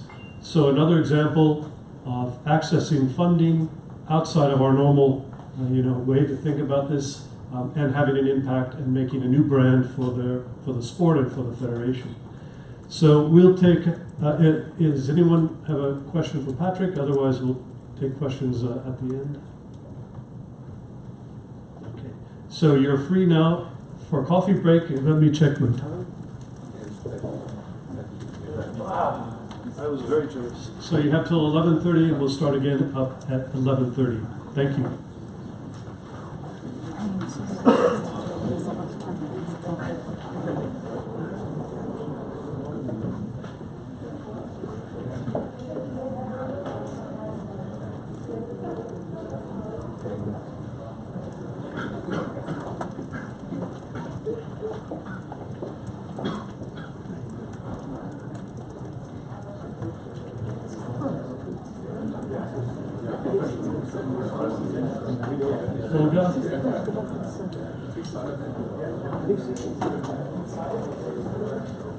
Okay, another topic of interest and a big opportunity that has been taken advantage of by some of our member federations is coastal rowing. We've heard some fantastic stories about how coastal rowing has re-energized clubs, mainly on the seaside, that have become more and more isolated as flatwater rowing becomes more high demand. So we have two presentations, one larger federation, one smaller federation, to see and hear their story about how they took the initiative to integrate coastal rowing into the mainstream activities of the federation. The first will be from the Italian Rowing Federation. We have Luciano Magistri, member of the council, and he will walk us through the story of the Italian Rowing Federation's integration of coastal rowing into their activities. Luciano. Thank you very much. For me, it's a pleasure to be here today and to have the opportunity to present 20 years of coastal rowing in Italy, because we started in 1996, which is a long story.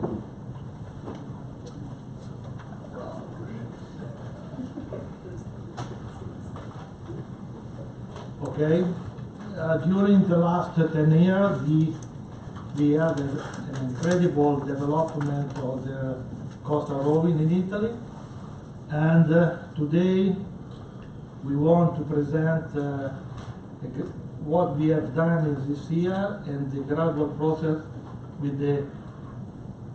of what we have done, and we have divided this period in three main phases.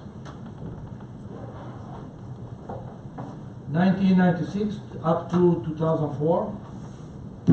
Up to 2004, first approach with the clubs, spontaneous activity, coast-to-coast tour, and recreational race.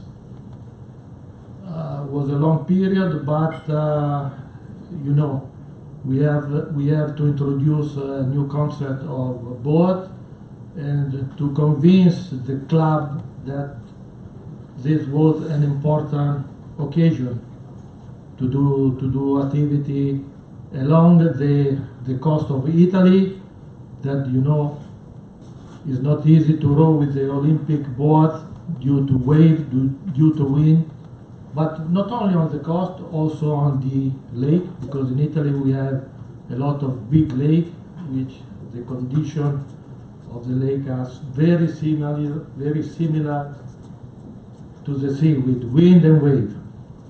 From 2005 up to 2010, we have a development of this discipline with introducing of regulation, and of course the first problem that we have to purchase and to have available more boats, because without the boat we cannot do nothing. And at the beginning the club was not so far to convince to buy more boat.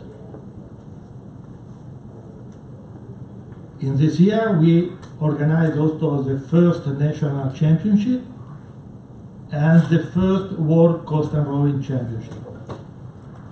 From 2011 up to now, a qualitative and quantitative growth increased the coastal rowing.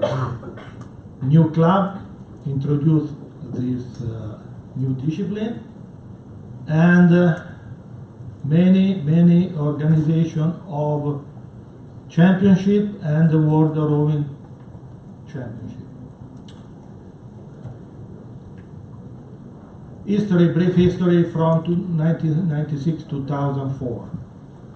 The coastal rowing, we import the coastal rowing from our friends in France, which was at least 10 years we do this. And the first region which developed this activity was in Liguria, very close to Monaco, very close to France, with clubs in Sanremo and in Genoa.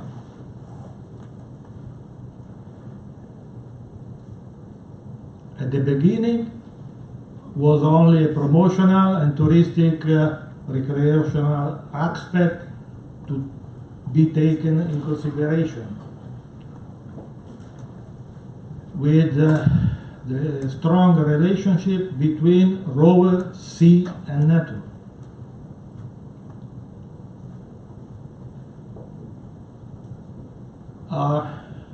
As I said before, in Italy, the coastal rowing was the natural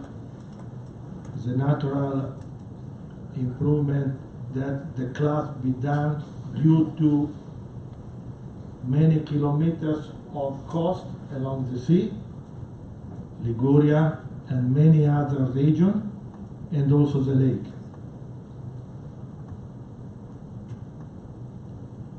From 2005 up to 2010, as I said before, we need absolutely for the develop the coastal rowing more boat. In 2005, thanks to the support of banking, the Carige Foundation, the clubs through the federation received 12 coastal rowing boats for Guad with an investment of 100,000 euros.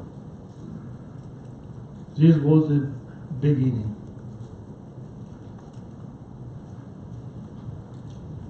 This boat was very important to organize the first national championship and are still used.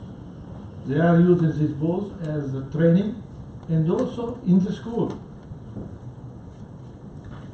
During the previous presentation with the ergometer, someone asked which kind of boat has been used for the school, and normally they use the jig. Also, we use the jig, but we see that the coastal board, the fork-quad, was perfect and safe. Action. In this year, the coastal rowing expanded in other Italian regions, especially Friuli. Friuli is in northeast of Italy, Tuscany, Campania, Puglia, Sicily, and also on the lake. The lake was Lago Maggiore and also Lago di Garda. Also, the agonistic profile of the discipline start taking a number of promotion competition and maritime raid increasing significantly. Maritime race like Capri Napoli, Sanremo Monte Carlo. Races, not raids.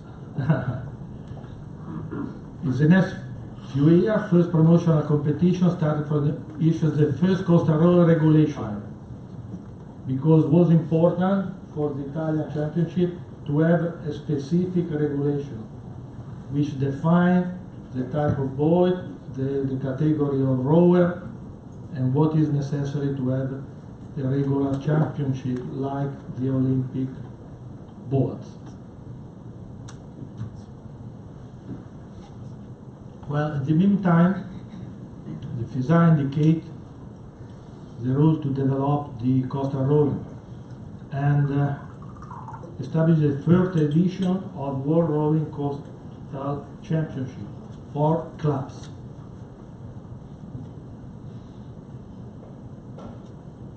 To do this, we introduce a coastal rowing coordination. Probably many of you that do the coastal rowing know this guy. It was Renato Alberti, which give guidelines to club and to coordinate the Italian club activity and start with some promotion with the club to purchase more boats. because again, if we want to improve coastal rowing, we need more boat.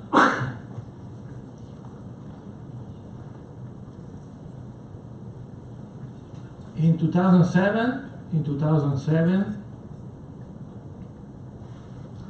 the Italian Rowing Federation purchased 14 boats, 8 for quad and 6 double,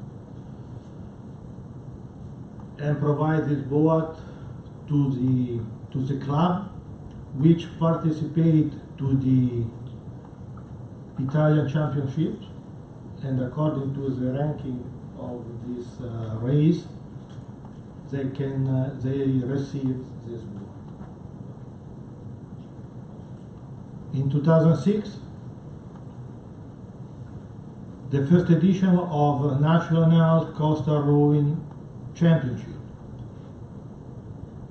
together with International Regatta, all open to all other clubs, and was organized by Sanremo Club. This race was repeated in 2007 and 2008. In the 2008, also the first edition of the World Rowing Championship in Italy, again by Sanremo, which registered the participation of 485 rowers, 171 crew, 110 clubs with 16 nations.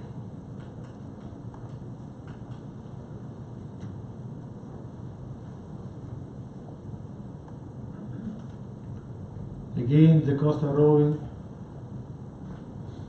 will be the best possibility spot for the development coastal rowing in our country. 2007 and 2011, many clubs which have a little activity on Olympic rowing due to the problem with the lake or with the sea, found a new battle with the coastal rowing, which could be easily practiced daily and was funny for the rowers.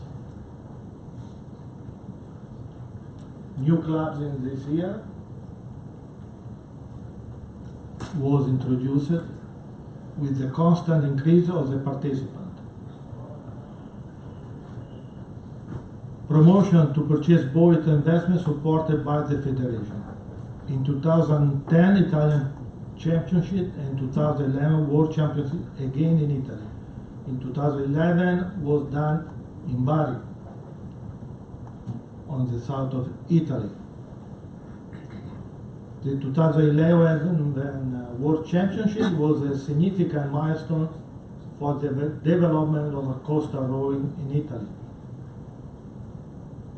Was a big success. In this occasion, as a federation, we do a promotion regarding the purchase of new boats in order to integrate better the coastal rowing in the daily activity of the club. The federation has purchased at its own race 24 new coastal rowing boats at very competitive price. And after the championship was delivered to Italian club at very competitive price, less than a used boat price.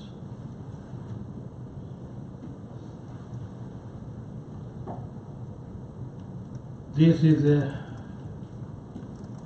very nice activity to improve the activity of the club, the small club that don't have financial reserve to invest in equipment.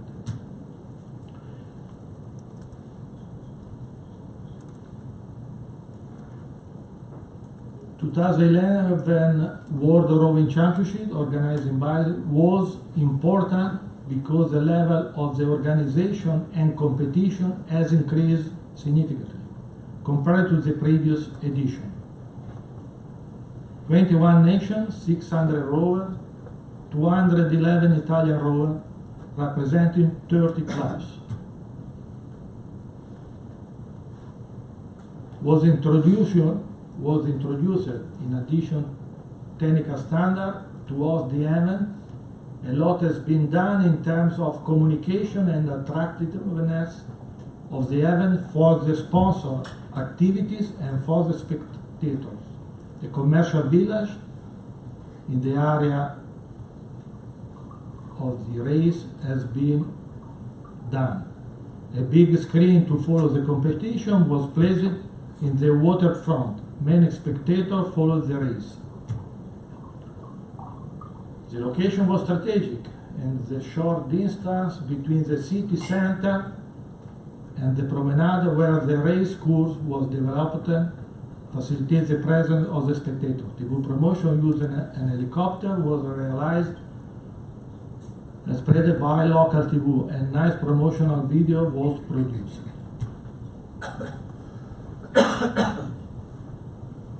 Also in Bali, we performed a demonstrative test of beach rowing. Took place for the first time. The boat departing from the shoreline had to be reached by race by the athlete left a few hundred meters before. It was a fun experience. The beautiful scenario and the sunny day and mid temperature was a success.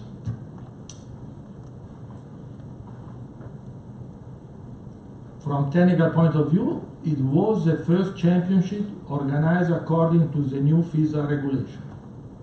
The level of competition raised a lot.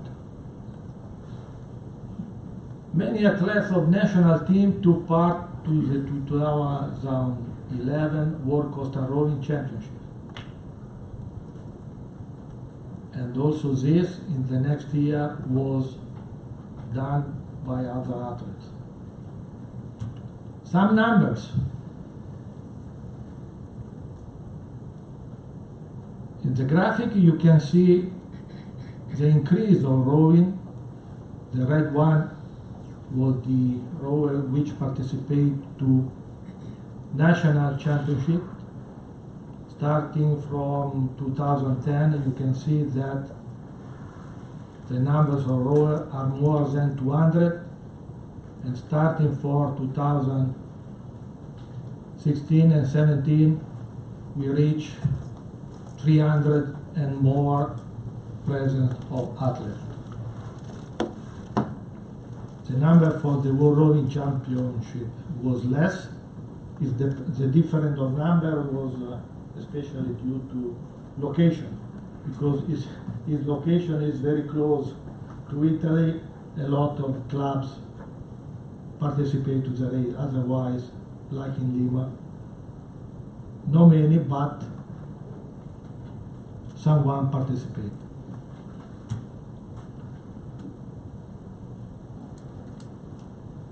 About the result, good result in this year for the coastal rowing. And the result improved year by year. In this slide you have the number of the medals that we win, 2014, 15, 16. And this year, with the result, very good result in Toulon, which was the end of fantastic year for Italian Rowing Federation. Not only with for the Costa Rowing, but for the World Rowing Championship, the European Championship. And the Costa, at the end, was, in Italy we say, la ciliegina sulla torta. Cherry.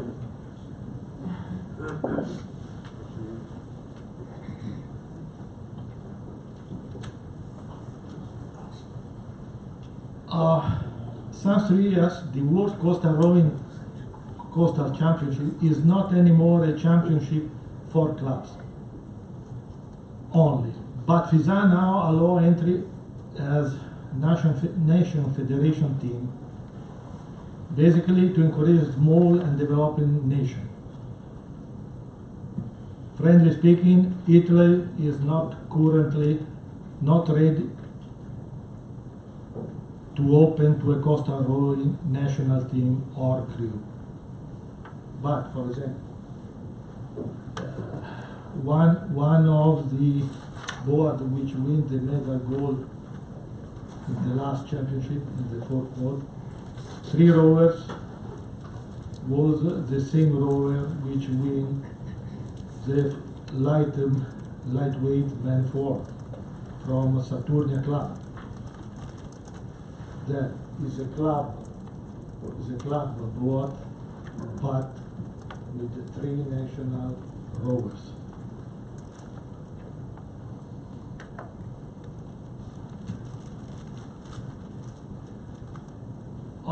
Another initiative that we have done in Tonon, we introduced 2 boards competing at the championship as Italian university team. To involve, why this? To involve the university in this new activity and to have the university movement closer to the coastal rowing at competitive level. Was a good start because they obtained good results. They obtained the final, not medal, but was in the final. Next section, what we have to do. We are currently studying with an Italian board builder, again the board. The leitmotif was the board. In this 20 years, every 5 to 10 years, the problem was the board. Now, we are currently studying with an Italian board builder that probably you know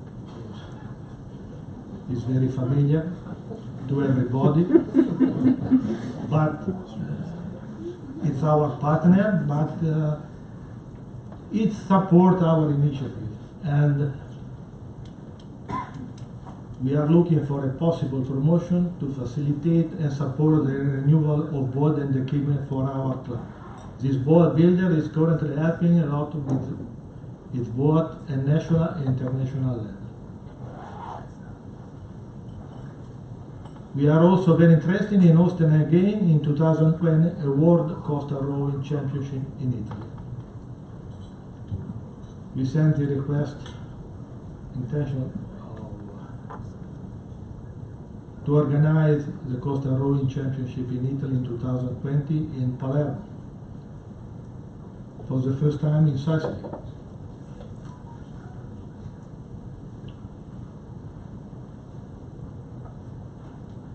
We don't want to forget the activity that we have done for recreational of coastal rowing. The Italian Rowing Federation, through its club, organized the rowing tour, the World Rowing Tour, one in Luino, which is in Lago Maggiore, and one tour this year in Liguria with the possibility to visit a fantastic coast like Cinque Terre. Thank you, this is all.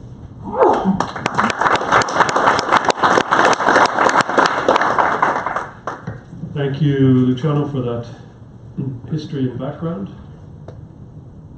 Now we'll move to a smaller federation, and we'll ask Morten Espersen to join us. He has returned to his home country. The floor is yours.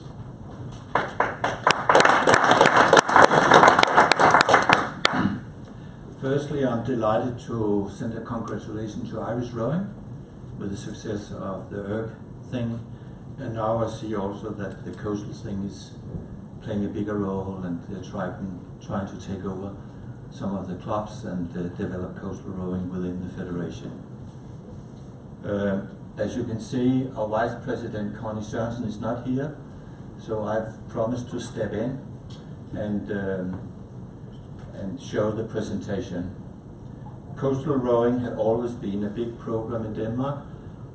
From the past, we had other boats, but then we joined the FISA coastal rowing boats.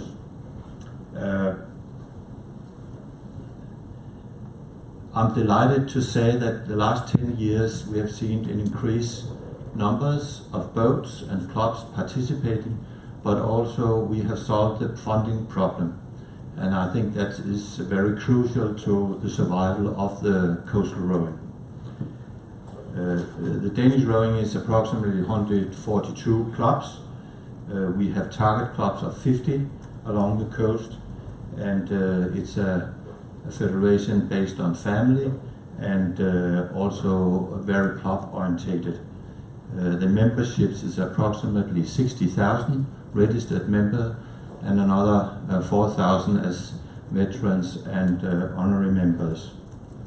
We have a law of culture and sport, and that creates a good environment in the local governments, the city councils and the regions, and also state government to get funding.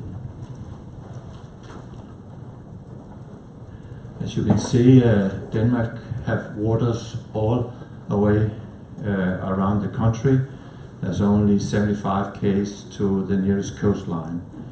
And it's approximately 300 islands and 3,000 k's coastline. And that is excluding the Faroe Islands and Greenland, that is all Danish territory.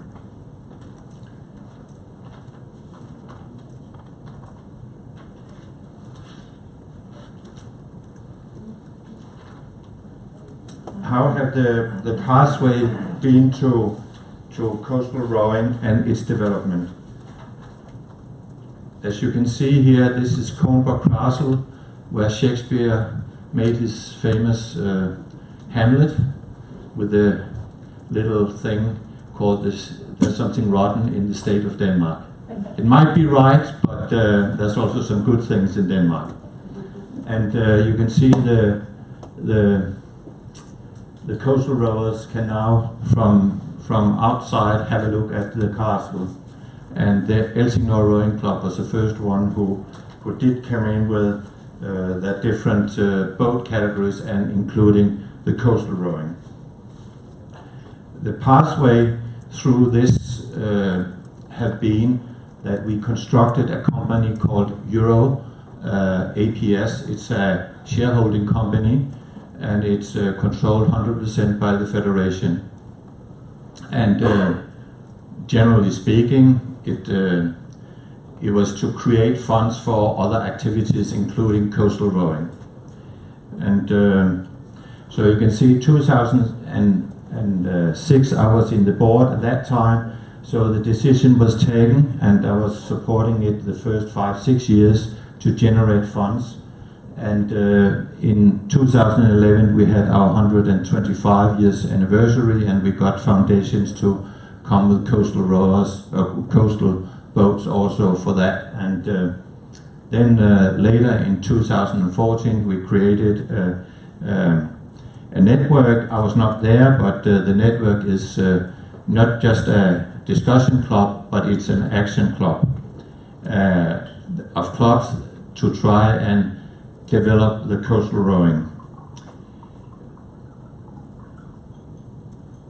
Then later there was an establishment of a coastal center, a new building and sites in at the west coast where there's very severe waters, and some of you might remember the history from the First World War. There was a big battle between Great Britain and Germany in Skagerrak, and it's just located not very far from that battlefield.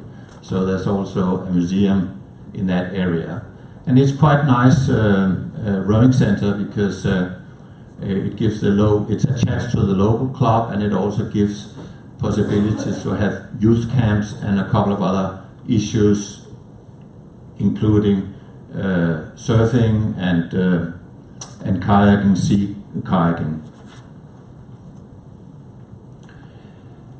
The first 7 years, as you can see here, by the coastal part of Copenhagen Harbour Race, and then later the Open Coastal Rowing Championships, and then the National Network and the Coastal Center. And at the moment, now there's 48% of Danish clubs that is engaged, and 33% have coastal boats. And the next step will be to establish another center at the Stems Klint, that is the chalk Klint of UNESCO. It's a UNESCO site, and it's very pretty.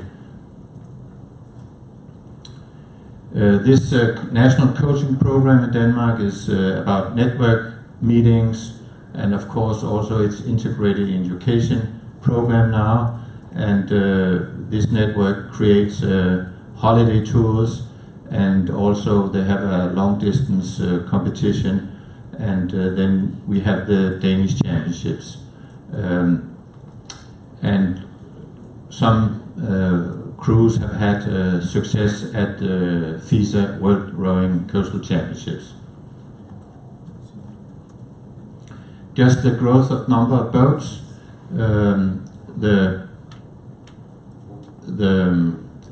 Euro APS company can rent out boats and also have donations and that type of thing, and therefore it's been easy for the clubs to invest in it and get deals, and that's why you can see it have expanded now to approximately 120 boats, and it's even going further and quicker and quicker. A little about this company that is supporting the coastal rowing.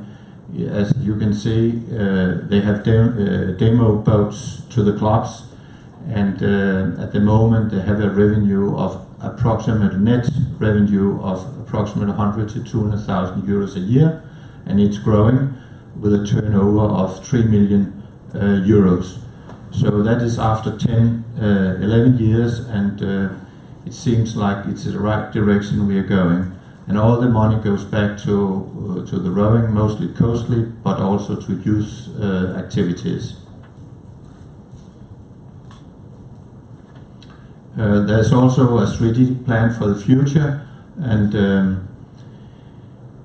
then, of course, to get an official Danish championships, we have a sports confederation that is sitting on that title, and we are trying to get the coastal rowing into that, because as our American friend said, it's important that it's part of the official and the right setup, because it always will give us funding for the future if we can get it into that as a recognized championship, not just our own championship. And that was my short introduction to how we can do it. Thank you, Morten. Any questions or comments for the two on coastal rowing? Yeah. Yes. Is it more, do we feel it's more discussion? I'm not sure, is it more pleasure rowing or is it more competitive rowing? Because sometimes I think, maybe? So for me it's not clear, and we try to find out, is it more competitive rowing or is it leisure rowing? Is it maybe a way to Olympics 2024? Or is it more to get involved in the clubs? And I think, I'm not sure if we have to decide it, but I think it's a way how we deal with coastal rowing, and that what could be the idea behind it. I think it's all of the above. Gwyn, chair of our Rowing for All Commission. Yeah, great question. Many of the national federations have used coastal rowing to develop the sport on the sea. I always ask, when people ask me this question, I always put the question back, where was the river rowing 50 years ago? Yeah, when we were having the World Championships, were we sending national teams? Were we sending clubs who were national teams? How were we running squad-based, or were we working with our best clubs to send our best clubs? It's an evolution of the sport. I don't know the answer, but I think we as a group could come with the answer. Yeah, well, we saw some good examples of coastal rowing boats being used for touring rowing, being used to introduce rowing to young people as safe boats to start in, and giving life to these clubs on the sea in particular. In Lausanne, it is a sea 4 days out of 7, so coastal rowing happens on 4 days and flat rowing on 3 days, or they sit on ergs. So yeah, I think it is its own discipline with its own pyramid of participation, with all types of levels of activity. Yeah, if I may add and jump in the discussion, I think it's really a discipline that can actually enlarge the rowing audience in the world. It's not a question of having current rower on the river or on the flat water going into coastal. It's a way really to get more rower within the rowing community, coming from not coming from the usual Olympic flat water rowing. I think it's a way for us to develop our sport. And to come back to the question, it's actually a total different discipline, and that's also that we are thinking about having not the same mindset when we talk about boats, about regulation, and it's not. We really have to be a little bit more creative, and because it's like in cycling, you know, BMX and road cycling, it's totally different. The audience, the sport itself. Okay, it's a bike, it's 2 wheels, but it's totally different disciplines, and we have to see coastal in the same way. We have to switch or to change our mind, and it's not a replication from the Olympic style or flat water into the sea, and we will get much more people in our sport. There is another aspect of it, and it was mentioned that the winner was a lightweight. Were lightweight. I mean, it's the fundamentals of these disciplines are different than for the rowing we know on the flat water. There is a lot of strategy, navigation, how to cope with the external conditions, and it's not always the strongest that win, but the one who has, I like to say that in coastal rowing, the fastest way or the fastest road is not the straight line, and it's you have to have some kind of some maritimes and skills and how to cope with the external conditions. So this is something that we don't have in the flat water rowing. So it's a way to enlarge the rowing audience in the world, and to develop and to reach some countries or some places in the world where flat rowing is not possible. And we're also working on the competition pyramid for both indoor and coastal. In coastal, we are in the Asian beach games, the equivalent for us. We're trying to get into the World Beach Games. That's still being worked out. Well, on indoor, as you know, we got into the World Games this year, and so it's starting to take shape. The top of the pyramid of competition in these two disciplines. We're trying our best to get to the top with the world level events and the continental level events and our own World Championship level. So interesting challenges. This afternoon we have first session. We know that we are all working on diversity, and we'll have a guest speaker giving us suggestions and ideas about how to improve our gender equality in leadership of the national federations. Second speaker, how to get money out of this huge bank called Olympic Solidarity, which has a lot of programs you'll learn about. And our expert on getting money out of that organization is Sheila. So we'll have a very interesting lecture from Edward Kensington from the Olympic Solidarity. And then we'll end the day before the cocktails with the FISA update session with the coaches over in the other room. And we'll end your day with the FISA Awards dinner tonight. So a lot coming up. Now we'll break for lunch.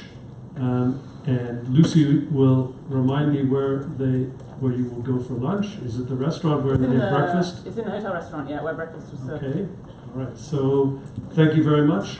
We'll see you back here at 1:30. Enjoy the lunch and don't eat too much. Thank you.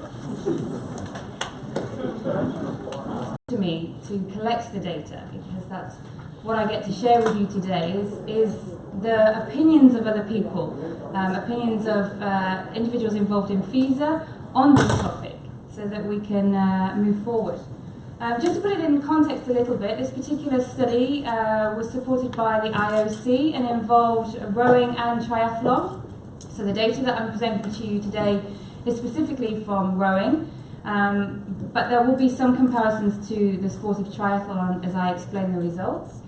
We conducted interviews with the International Federation of Rowing and Triathlon, and in two country contexts, in the Netherlands and in Australia.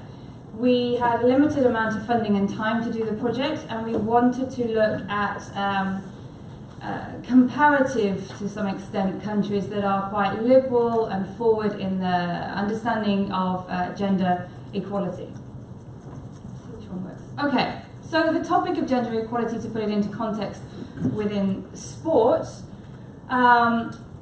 we know that the IOC has been pushing for gender equality, predominantly on the playing field, but also in governance. And so there have been certain targets, this sort of quota target-driven approach. The desire to have at least 20% of decision-making positions in the NOC filled by women was put forward as early as 1997. Okay? But however, we knew that by 2010, only 17% of NOCs and only 18% of IFs had reached that target. And in 2012, Jacques Rogue said that we need to make improvements. We're making improvements on the field of play, but we also need to make improvements in the boardroom. And there does appear to be a focus and a focus that if we get enough women playing on the field, that's where we need to focus. We need to get women involved on playing sports. And if we get enough women playing in sports, then they'll appear at the table in the boardroom or in coaching positions or in umpiring positions. So that's a lot of the effort has been made in terms of participation on the field. But we're not there yet. And this approach to targets, to quotas, to policy changes such as Title IX in America is very much focusing on the liberal feminist approach to adding women. Let's add women to the mix. We need to add women to the table, we need to add them to the Olympic program, we need to add them to the mix. But as you can see from the diagram here, adding women into an existing culture is not the only way, and is not necessarily the way, to achieve equality or equity. It's one strategy, but we're not there yet. So let's try and have a look at how else we can do this. So thinking about gender equality, thinking about what's gone before, because I very much believe we keep building, we build on the knowledge that's already there. We don't need to keep reinventing the wheel, but we need to look at this from a different perspective. I was inspired by the launch of the He for She campaign. And I don't know if you're aware of this, but this happened, Emma Watson is the figurehead of this campaign, and she gave a speech in New York, and it was inviting men to join the conversation about gender equality. And I think that was a real game changer in terms of our perception of what it is to be a feminist, a perception of what it is to talk about these issues. Thomas Bach is a publicly pronounced supporter of this, of this campaign to say, let's work together. Gender equality is not a female issue, it's a equality, it's a human rights issue. There's a lot of legal side of it from a human rights perspective. And from here, what we're talking about here, it's a good governance perspective. So but let's look at it from a different point of view. So the research question that we asked was, what role can men play in achieving gender equality in the leadership of sport? And that formed the basis of what we were asking. Thankfully, a lot of the boards related to FISA don't look like this. So we were able to go in and talk to men and women. We wanted both sides of the story. So we conducted interviews with male and female members of the executive committees, and we basically asked them questions about why is gender equality important? Is it important? Why is it important to you? What strategies are already in place? Are they working? Does it work for you as a man? Does it work for you as a woman? How did you get to this board position? What was the recruitment process that you went through? And what's the culture of the board like? So we asked a lot of questions, but generally around these themes. And so our results end up in these categories of gender diversity. What does it mean? Do we need it? Is it important? Then we move on to how do we do it, which is the equality strategies. But then we move on to equity, and that is different from equality. So how do we get to equity? So in relation to gender diversity, we basically ask the question, why should we do it? Why should boards embrace gender diversity? Because unless we can answer that question, we can't figure out how to do it. We need to know why, and then we can figure out how. And the resounding responses came that diversity is part of our society. So men and women make up our society, and therefore we should reflect this. We should represent this in a governance perspective. The other side of it was that women have been successful in elite sport, and therefore we should represent them. So women are successful in this sport, we should represent them. And then the third issue that came out of this is that women bring something different to the boardroom. And this is a collective perspective that by adding women to the boardroom, it changes something about the decision-making process or the culture of the board. But it's a very egalitarian perspective that we are different, that men bring this to the table and women bring this to the table. Okay, and we'll talk about that a little bit more. So what does this mean? Well, in the recent history of FISA, it was really interesting to work with FISA and Triathlon. Triathlon is one of the newest Olympic international federations involved, so you come from very different perspectives. FISA, one of the eldest, if not the eldest international federation, so there's a lot of history there, a lot of culture that's gone there before. So in your relatively recent history for rowing, there has been a cultural shift in the discussions, strategies, promotions about gender equality, and not just in governance, in participation, in coaching, and in umpiring. The difference between this sport and triathlon was that gender equality is not yet in your DNA. It's something that you are working towards. So from our interviews, we definitely got a sense of that it's important and it's something that you're working towards. Triathlon in their responses it was much more embedded as, but why wouldn't we? It's part of who we do. Everything we do has started from an equality perspective. So that's the difference between it just being in everything. They didn't have to think about it, the answers were there. It still doesn't mean that they have equity figured out, but that different approach to how do we get equality to be in your DNA so that we don't have to ask, should we, anymore. We just do. And the other thing was, there's a lot of talk about we need to do it because of a top-down approach, because the IOC is making us, FISA is making us. We have to do it from that perspective down. The bottom-up approach, that we want more women to participate, and therefore if we get them there, they'll come through. But it's from every different angle, and it is different for different federations depending on the social cultural perspective.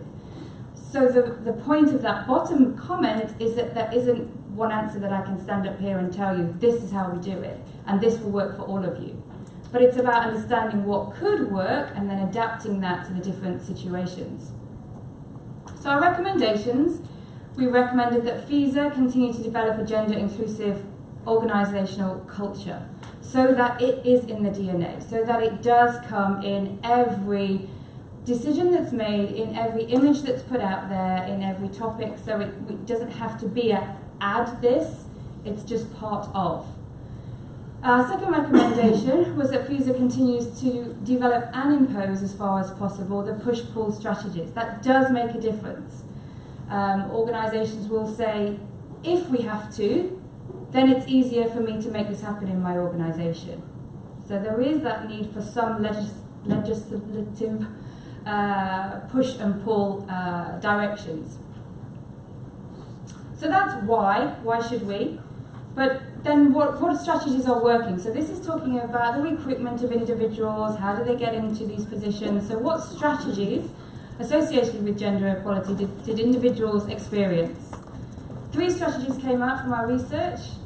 The importance of the recruitment and selection process, the creation of quotas and women's commissions or committees, and the value of mentors and sponsors to make this happen. So from a recruitment perspective, we know that athletes are and in sport it's very goal-orientated, very structured, very performance quantitative based. If you perform at this level, your career will move to here. You have the opportunity to be selected or to perform or to win. It's very structured, goal-orientated. What we noticed was that whilst there are performance pathways and that structure in place for athletes, in terms of moving into a career in governance, in a leadership option, that is not as obvious.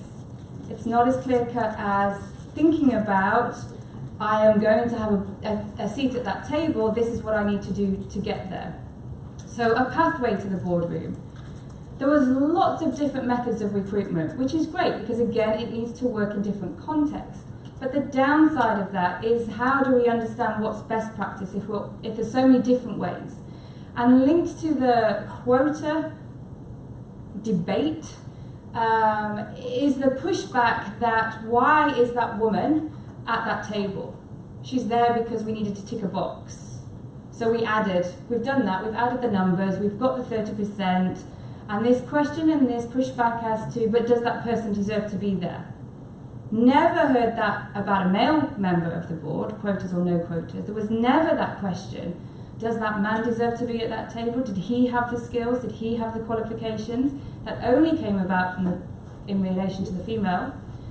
And so we're talking about having a clear and transparent recruitment process, skills matrix, nomination committees, so that if you know that to sit at that table you need these 5 skills, then don't question whether I have them. You know I have them because that was your recruitment process.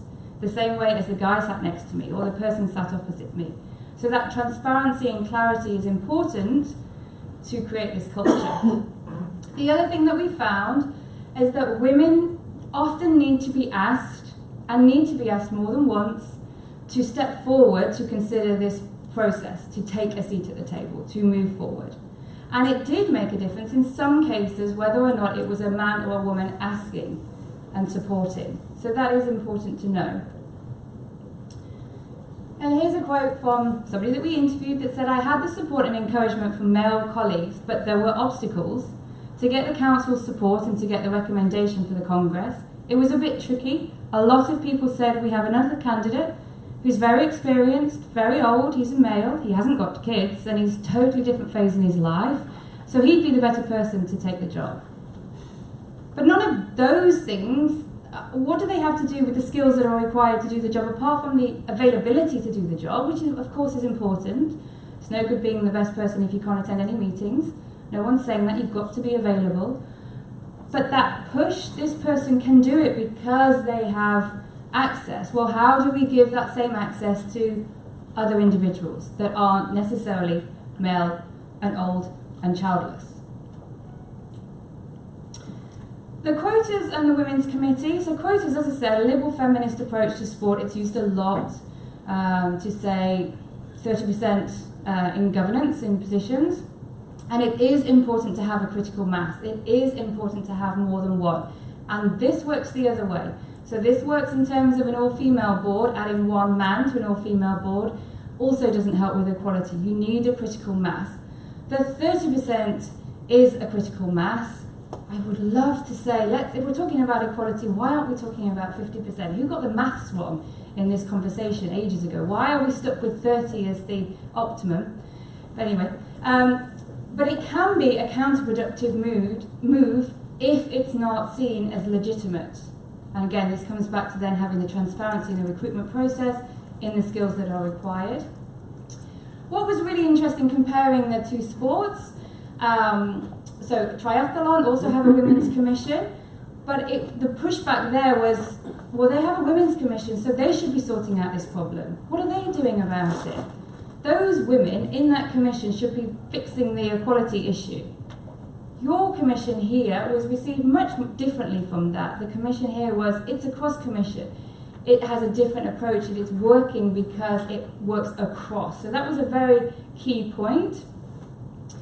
And here we've got an example of that. Before, it was a cross-commission consisting of all women who were a member in one of the FISA commissions. That's changed now, which is good, because I think gender equality is the responsibility of both genders.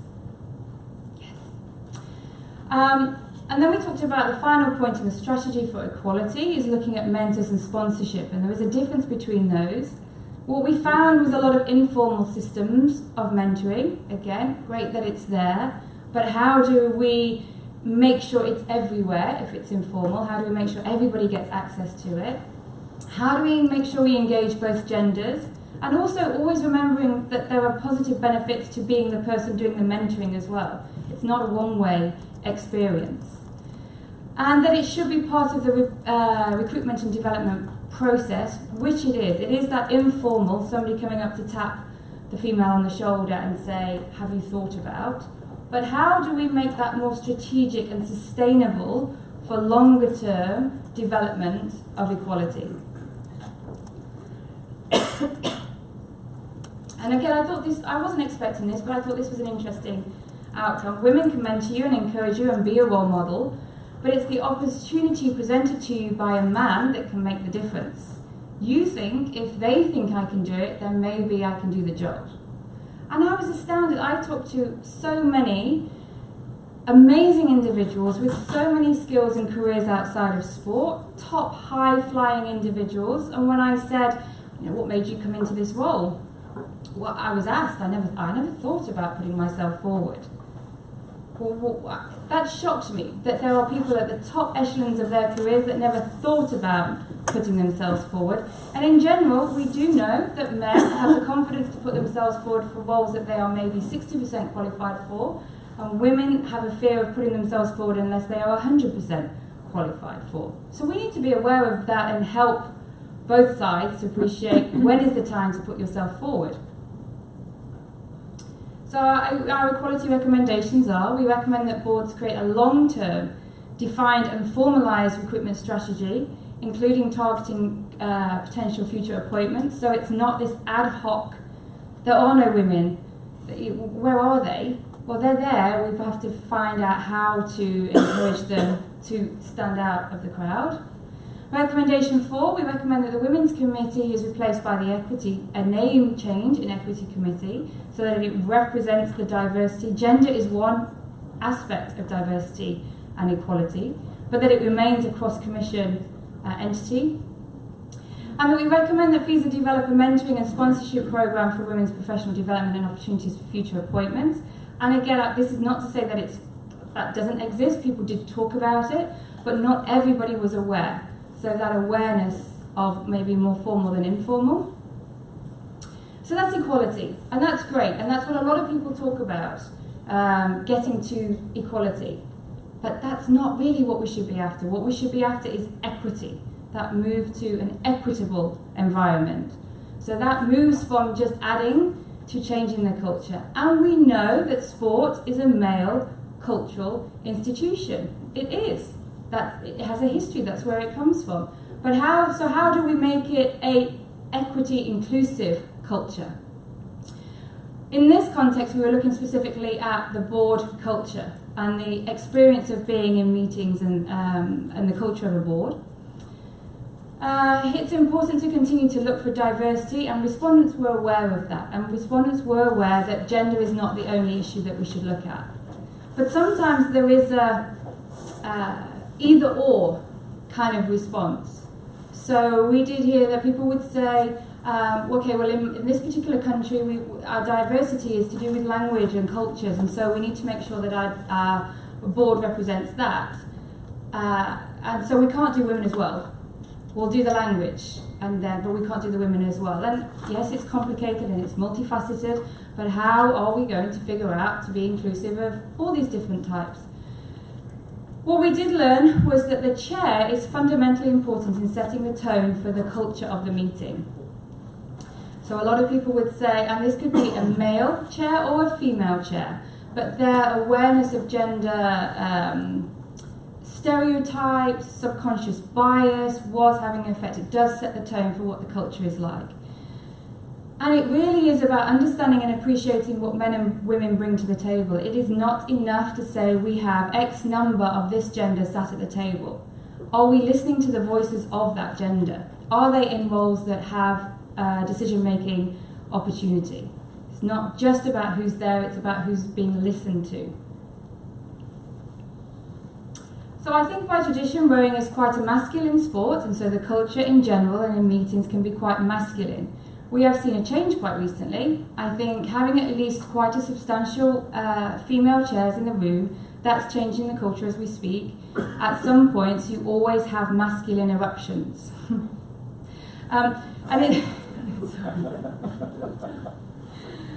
What part of the research that has come back, and this is looking at the egalitarian roles of men and women.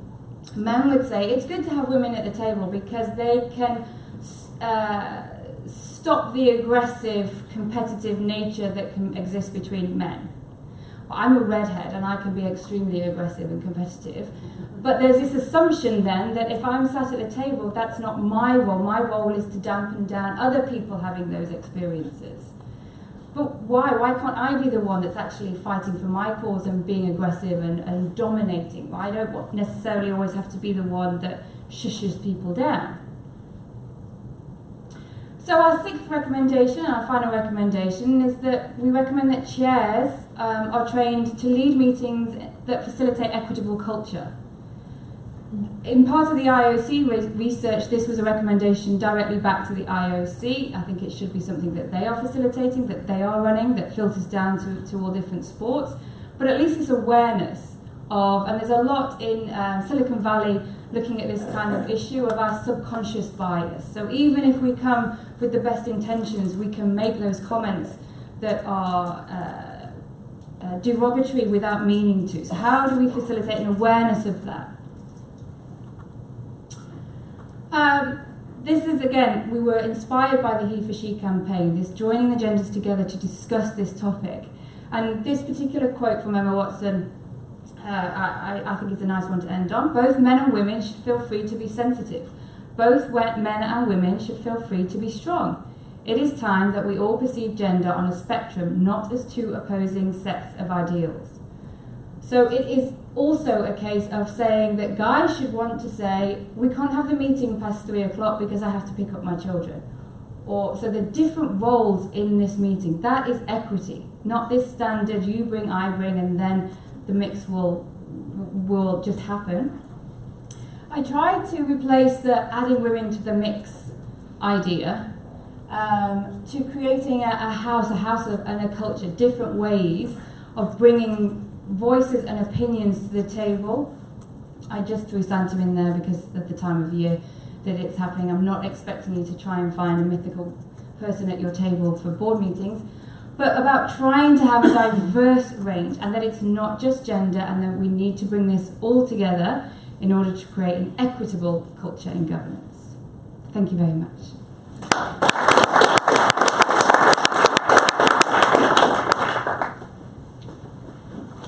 Thanks very much, Tom.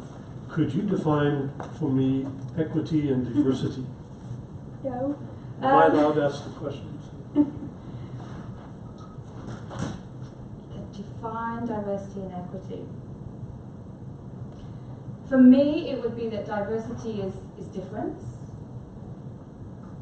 The difference in that we bring or that we have. Equity is about that being okay. The subtleties between the difference. So, and again, this comes back to those nuances between having people sat at a table and listening to their voices and asking the questions. So we can have a diverse group, but if the dominant individuals within that diverse group remain the dominant individuals, we're not going to achieve equity.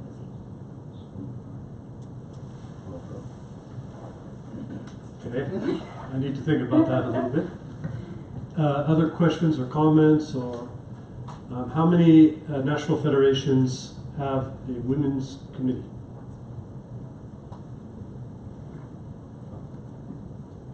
Okay. How many had a women's committee and do no longer?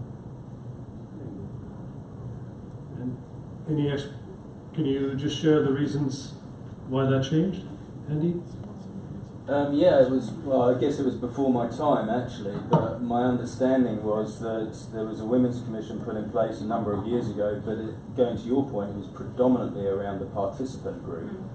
And in actual fact, our sport in the UK now is 50-50 split membership. It's, I mean, it is very gender neutral, if you want to call it that. But that said, and taking on board one of your recommendations, we are currently looking at diversity and are looking at more, okay, do we need some sort of technical group that can assist us with coming up with diversity plans and having equity across the piece and looking at different socio-economic groups, which is a key driver for us in the UK. Okay. Anyone have a diversity committee? Equity committee. Patrick, you waved your hand. Sort of advisory, but it goes back to, I mean, there's a similar theme from what I tried to say earlier, which is these initiatives need to be part of the fabric of what we do. And so I think U.S. Rowing in the past have had committees such as Women's Olympic Rowing Committee 20 years ago. There was an initiative prior to my arrival that was very much focused on diversity inclusion in the context of for targeting the African American Hispanic communities. And I think as we've tried to move on, we've tried to make that more part of the fabric of what we do, and it goes back to this is not a special project, it just seems to be part of what we're doing. Clearly work to be done, but it's important that the entire organization think that way as opposed to a particular group. So those sort of committees no longer exist, and from my position, I don't see them being resurrected. I want the entire organization to move forward. But I do think it's important to consider, because most of the progression in women's sport does come from the liberal feminist approach. I think it is a good mechanism to start. So for different federations in different positions in a life cycle of equality, it's not to say that having a women's commission is wrong for everybody. I think it's a starting point. I think you do need to have a group. You need to invite people in. You need a critical mass. But then it's once you've got the critical mass, what do you do with them? So I think it's a good way to attract the participation, get people involved. But then depending on where the federations, like you said, in the UK, you've moved past that, and so it's about being aware that what is needed for you at that time, and how do you move forward? Because there's so many other issues. I mean, gender used to be a binary construct, and it's not now. There's so many. Gosh, on Facebook there's something like 64 categories that you can tag what your gender is. It's not that black and white anymore. And so we're moving forward. There's lots of other issues in terms of diversity and inclusion that, depending on where we are in this topic, we've got to look to the future and keep moving forward. Okay. That, in the IPC, we've been looking at universality, which is kind of the geographical thing, and diversity is the type of person, impairment groups, genders, etc. Equity I've always considered to mean kind of percentages relative to the populations and participants. And that's been on FISA up till recently. We understood the game. It should be equitable in terms of the percentages of the genders participating. But we've changed that in 2012 to seek equality. Last comment, Jacomina, did you want to say? Yeah. Well, Chair of our... sorry. I want to add something Women's to Cross the Commission. equity and equality. So I very much agree with you that I think we're more on the equity part at this moment. Because for me, the difference is equality is giving everyone the same thing. And equity is giving everyone the same chances. And that can mean that you give something different to different people. So there are beautiful pictures of 3 people catching apples on a tree with different length. And then equality is the picture in which you give them all 3 the same box to stand on, but then only one can get apple. And equity is you give different size of boxes so that all 3 can get that apple from the same tree. I think in terms of figures, and I'm more figure thinking, that's the difference between equality and equity. So giving the same things to people or giving the same opportunity to different people. But I think, and I agree in terms of that, but for me the future in terms of sport is that it's still looking to how do we add women to this? How do we give them access? So do they need a box to stand on to come and play? So it's adding them, but it's adding them to a male culture and a Western white male culture. So we also have to figure that out. So it's not just giving me a ball to come and play, but if I don't speak the language and I don't understand the rules, what do I do? Do I play like a man? Do I pick it up? Do I create rugby? What do I do with it? And how do we play together this new game? So it's about the culture of sport to move it forward. Exactly. That's why my job is so very interesting. Because you have to figure out what people need to make the next step. And that takes time because there are all different things. But as long as we step forward, it's also very satisfying. Of course. Donna, may I ask you something? Do you have any recommendations how organizations like us can deal with compulsory quotas for female board members, for example? I'll give you an example. It took me 5 years to bring in like 30% of our board members are female. And it took me 5 years from 0 to 30%.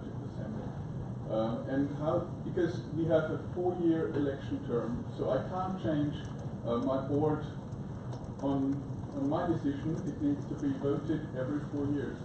And how would you recommend to deal with like certain compulsory quotas we might be challenged with? But what do you mean by deal with? Do you mean how do you, what's the actual? No, I'll give you an example. Because, like in our extraordinary congress in Tokyo, we discussed about if we want, it was like if we want to bring more than 2 representatives to a congress, it must be a male and a female person.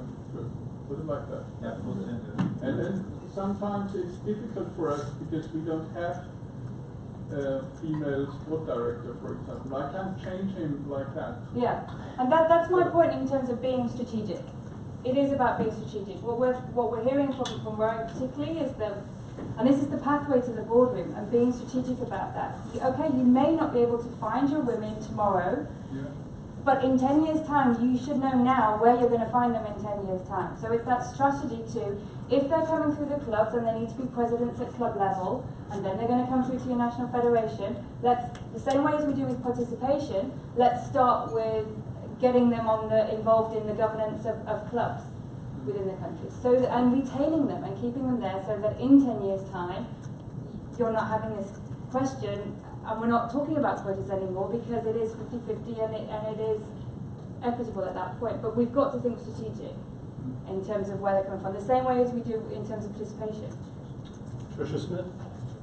Thanks, and I think your comment about a nominating committee which has very clear what skills are required on the committee and long term, it's not short term, but it's something that certainly in our Olympic committee, we had the same challenge. People have been sitting on the board for years and years and years, and how they're good, how can you ask them to leave? Well, we've changed our governance so that the nominating committee, it's not automatic that the current board members are allowed to continue.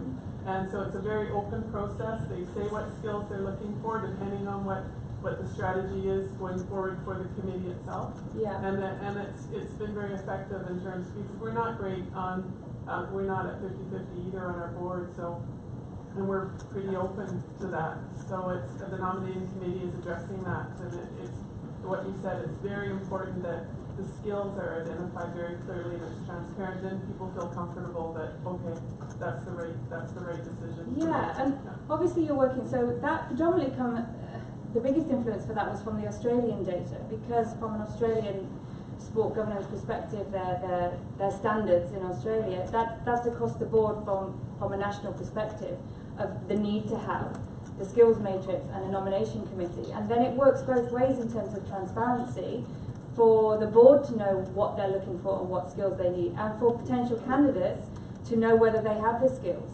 So to understand what do I need to do to get there, and so that we can start upskilling if we need to upskill, or identifying and training. So it works both ways. Okay, thanks. I think we're all looking for models and ideas, and we will continue to develop examples for everyone. But thank you very much for an excellent presentation and for your help to FISA and rowing. It's very much appreciated. Thank you.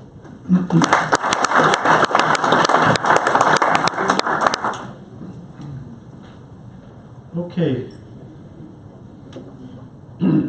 Our next presentation is from Edward Kensington, who's representing Olympic Solidarity. And just to make sure everyone's clear, Trump got an email offering WikiLeaks. In 1985, President Samaranch created Olympic Solidarity, which is, correct me if I'm wrong, which is the third share of Olympic television rights, the Olympic movement, directed toward NOC's, National Olympic Committee's work in their countries. And FISA has been really proud and lucky to be in from the very beginning as someone asking for a lot of your money. And we've benefited a lot, and we really hope, as you know, that we use it very wisely and carefully, and really appreciate it. So, but it is opportunities for you, for the national federations, to touch project funding that can benefit your rowers and your coaches. So, Edward, thanks very much. You're on.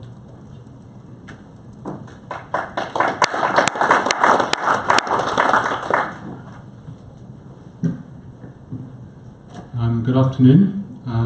Thank you for inviting Olympic Solidarity to present to your National Federations Conference. And I hope through this presentation we can build on the work already accomplished with FISA, your development department, and your national federations. So my name is Edward Kensington. I work for the athlete section of Olympic Solidarity. And today I'm going to present you our plan for 17-20. We have a budget of $509 million to distribute during these 4 years to the National Olympic Committees. And the main aim of this presentation today is to explain how FISA, your national federations, can tap into these funds and opportunities in a greater percentage than you already have, and hereby make even better use of these opportunities for your athletes and for your coaches. My presentation, I'm going to quickly go through where we come from, who we are, funding, structure, our programs concentrating on the athlete programs and the coaching programs which are most relevant to your national federations, future opportunities. I'm going to just touch on some special projects that we run directly with FISA for National Olympic Committees and your national federations. But basically, the way I see it is many of our coaches and athletes programs touch the same people, and we're convinced that by opportunities like this we can understand each other better, understand the programs, the opportunities, and this will benefit both us at Olympic Solidarity, the National Olympic Committees, and your national federations. And this is a great opportunity because it goes beyond just simply the publications we have on internet explaining our programs. And I think it's a great occasion for this.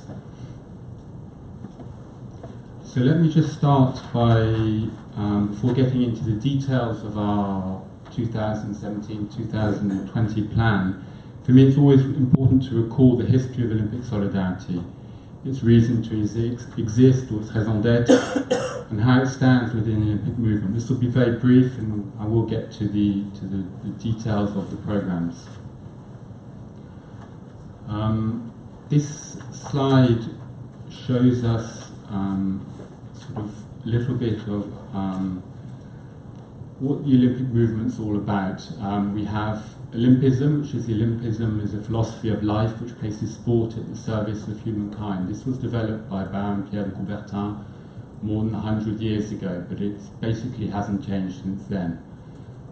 We have a vision, an ambitious vision, to building a better world through sport. I think many organisations have building a better world, but perhaps through sport is perhaps more unique to us and speaks more to you. We have a number of values, excellence, which is all about striving for excellence, being the best we can. We have respect, it's demonstrating respect in everything we do, to referees, towards yourself, to the rules, to your opponents. And we also have friendship, that we see as celebrating friendship, just like we celebrate the games. We have 3 important missions to ensure the uniqueness and the regular celebration of the Olympic Games, to put athletes at the heart of the Olympic movement, and promote sport and Olympic values in society with a focus on young people. These missions are very important, and these are IOC missions, but this is, we try and integrate this into all our work at Olympic Solidarity and try and contribute to this mission. Then we have some other key values: universality and solidarity, unity and diversity, autonomy and good governance, which is obviously in the current climate getting more and more important, and sustainability.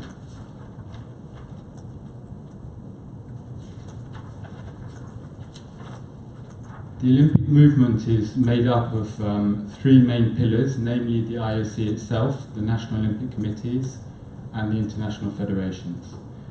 The fundamental purpose of Olympic Solidarity is to support NOCs in their mission to develop, promote and protect the Olympic movement in their country. Our mission at Olympic Solidarity is to organise assistance to NOCs, and particularly those which have the greatest need of it, in order that NOCs may fulfil their responsibilities to the Olympic movement while adhering to the IOC strategy. I think here it's important to stress that we concentrate on the countries or the NOCs with the greatest need, but we do provide support to all countries and all NOCs who apply for our programs. I think this mission hasn't changed much over the 50 years we've existed, but perhaps it's adhering to the IOC strategy which we've added on, because in view of Agenda 2020 and all that, we wanted to really try and apply this as much as we can and support the IOC in this.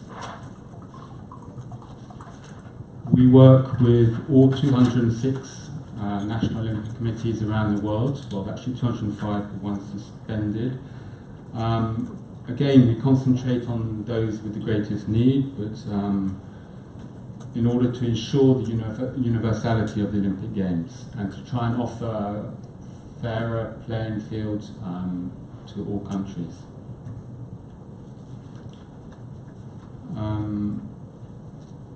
The concept of Olympic Solidarity was created or launched more than 50 years ago in order to assist the newly independent countries to develop their own structures. But there was not much funding at this time, so it was very much an ad hoc basis.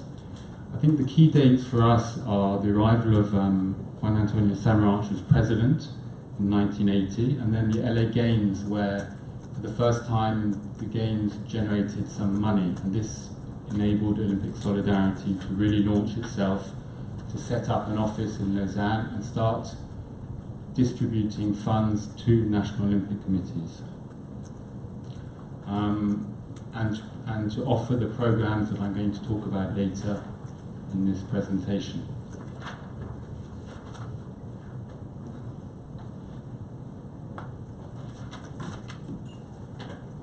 This slide represents the global environment that, within which Olympic Solidarity operates.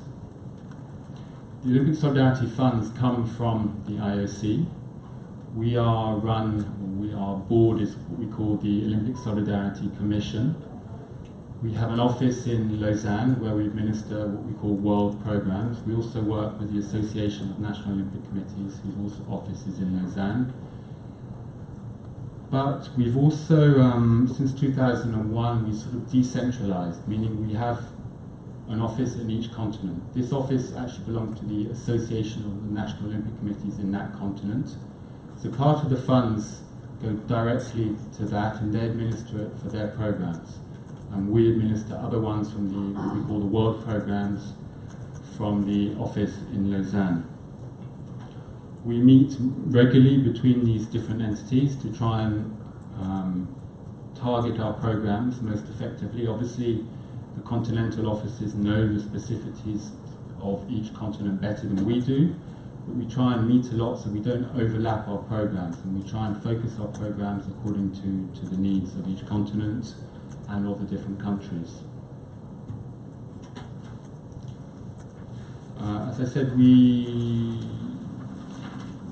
Olympic Solidarity Commission, we have a commission of 15 members who decide on our programs, decide on our budgets. There are many commissions within the IOC. Perhaps the uniqueness of the Olympic Solidarity Commission is they have more autonomy. They really decide on which programs we offer, the budgets, how they're distributed. And this is quite unique because the other 27 commissions in the IOC have less autonomy. Our president is Sheikh Ahmad Al-Sabah. He also has many hats. He's president of the Association of National Olympic Committees, and for those in Asia. This commission is made up of mainly National Olympic Committee representatives, but there are also IF representatives and Athlete Commission representatives.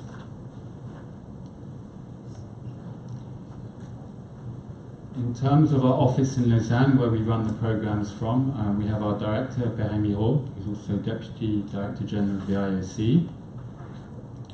Our structure is based on program management. Basically, we have 4 areas of programs: athletes, coaches, NSC management, and the promotion of Olympic values. So we work in units according to these programs. And later on I'll be talking about specifically the athlete programs and the coaches programs. We also have geographical functions, meaning each unit is responsible for the relationship with a certain continent and the NSCs on that continent. And we have a few other functions, internal functions, within these departments.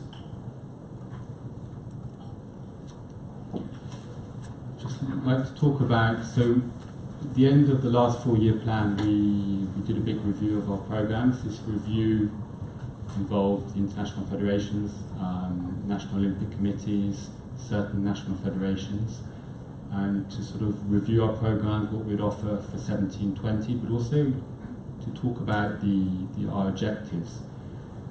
You might have heard about Olympic Agenda 2020.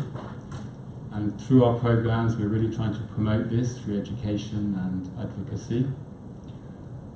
Another big project is we realized that some of the well-developed NSCs have a lot to offer, perhaps some of the smaller NSCs. So we're really trying to work with them, for them to help the smaller NSCs who have less developed structures, to offer them possibilities. So the idea is solidarity between the NSCs, and passing on capacity, expertise, etc. between NSCs.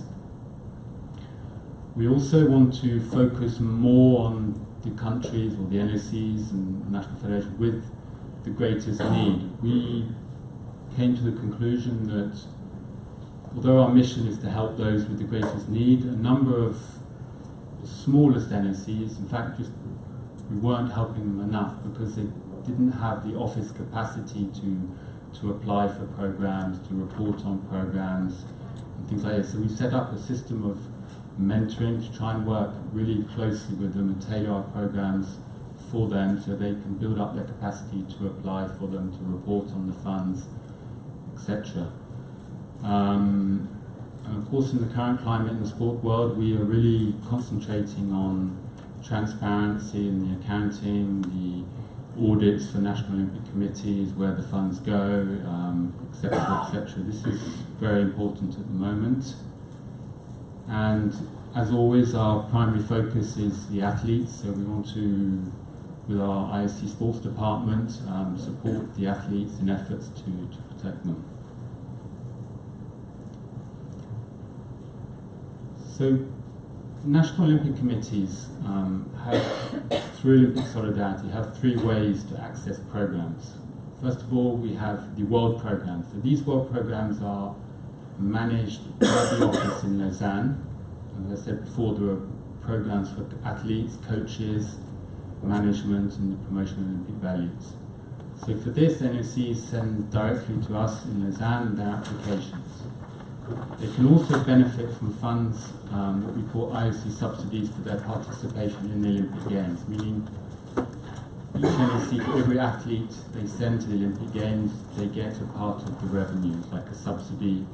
So obviously, the biggest NOCs with the biggest delegations get the biggest part of these funds.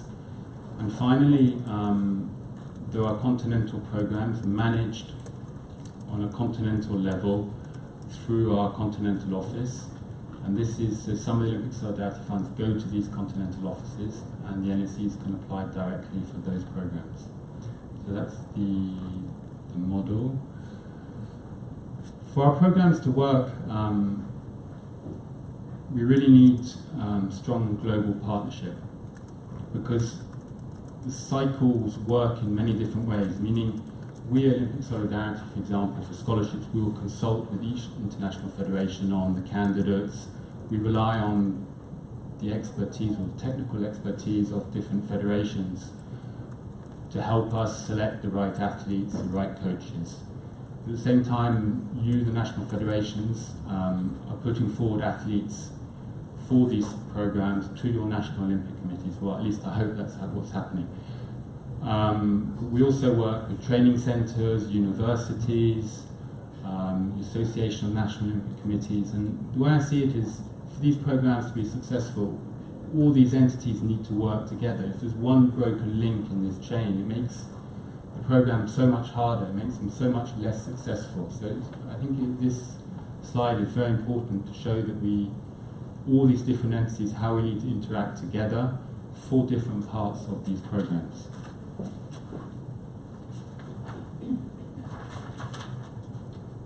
Now I'd just like to talk a little bit about the funding. It's not my favourite topic, but it's very important. I think it's also important to talk about it, so we want to be very transparent in where we get the funds from, where they go, etc., especially in terms of good governance. So, briefly, the Olympic Games generate very, very substantial broadcast rights.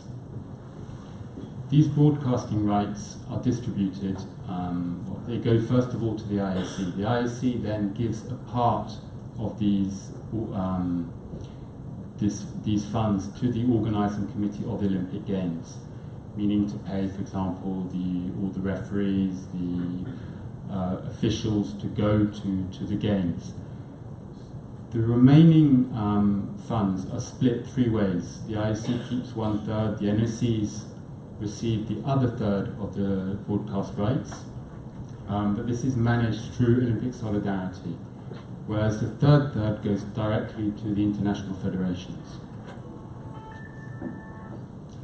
In total, 90% of the broadcast rights are redistributed into sport, meaning the IOC lives off 10% of its revenues. We see also that it needs to be a sustainable model. as you see on this slide, the Olympic Games generates broadcast rights, and it's important to say we don't get marketing rights, purely the TV rights the Olympic Solidarity gets. This goes to Olympic Solidarity. With these funds, we offer programs that we hope NOCs and national federations will benefit from. In turn, these NOCs participate with their athletes in the Olympic Games, creating these funds again through broadcast rights. So we see this as a sustainable model that should carry on in this circular fashion.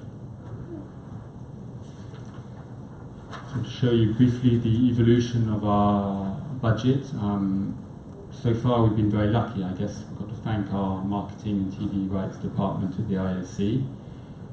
Despite the difficult financial situation, in the last 4 years we still managed to have a budget increase to 16%, so this is very good news. I don't know if it will last.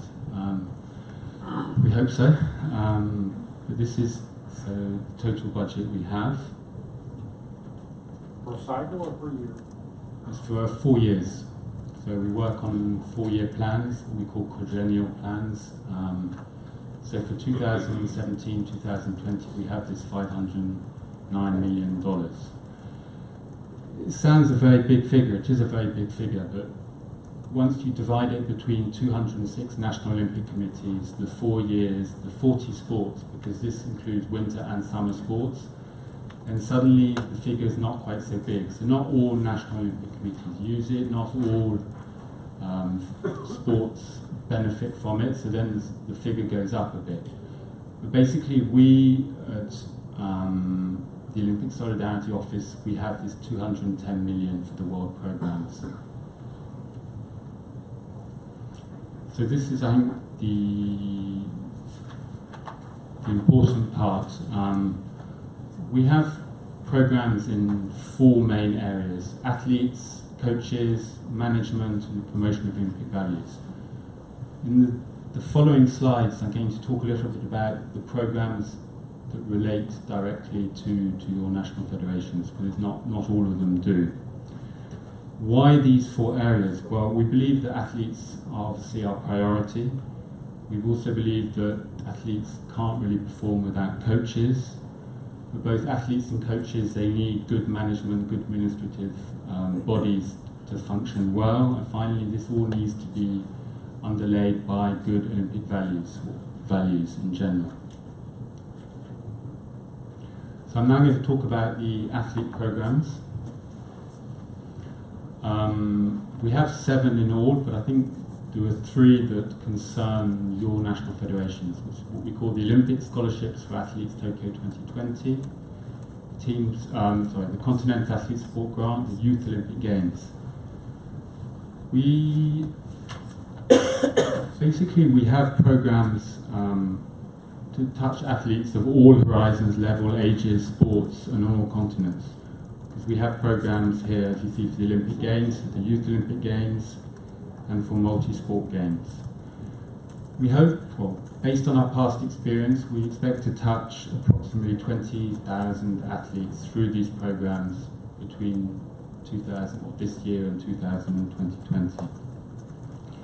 These programs can vary a lot, meaning in the scope. Sometimes it's just like a week's training camp for a young athlete in preparation for the Youth Olympic Games, or for the Tokyo scholarships, this is 3 years assistance. It's for 3 years we will look after the athlete in terms of lodging, food, training, everything he needs in preparation for the Tokyo 20 Games. Ideally, we see athletes going up from the youth level, to youth program. If they continue in the sport, they'll reach continental, and hopefully one day they will reach the elite level and attend the Olympic Games. So our biggest athlete program is definitely the scholarship for Tokyo 2020. It's the biggest program, it's the biggest budget. We have $32 million. The process of applications was launched in March 2017. The first scholarship started on the 1st of September this year, and quite a few of these scholarships are enrolling. I'll show you the figures later. The main objective of this program is to promote the universality of the Olympic Games. And so again, we've given priority to the smallest countries and those that send small delegations to the Games. But this program very much is for elite athletes who have got a significant chance to qualify for the Olympic Games.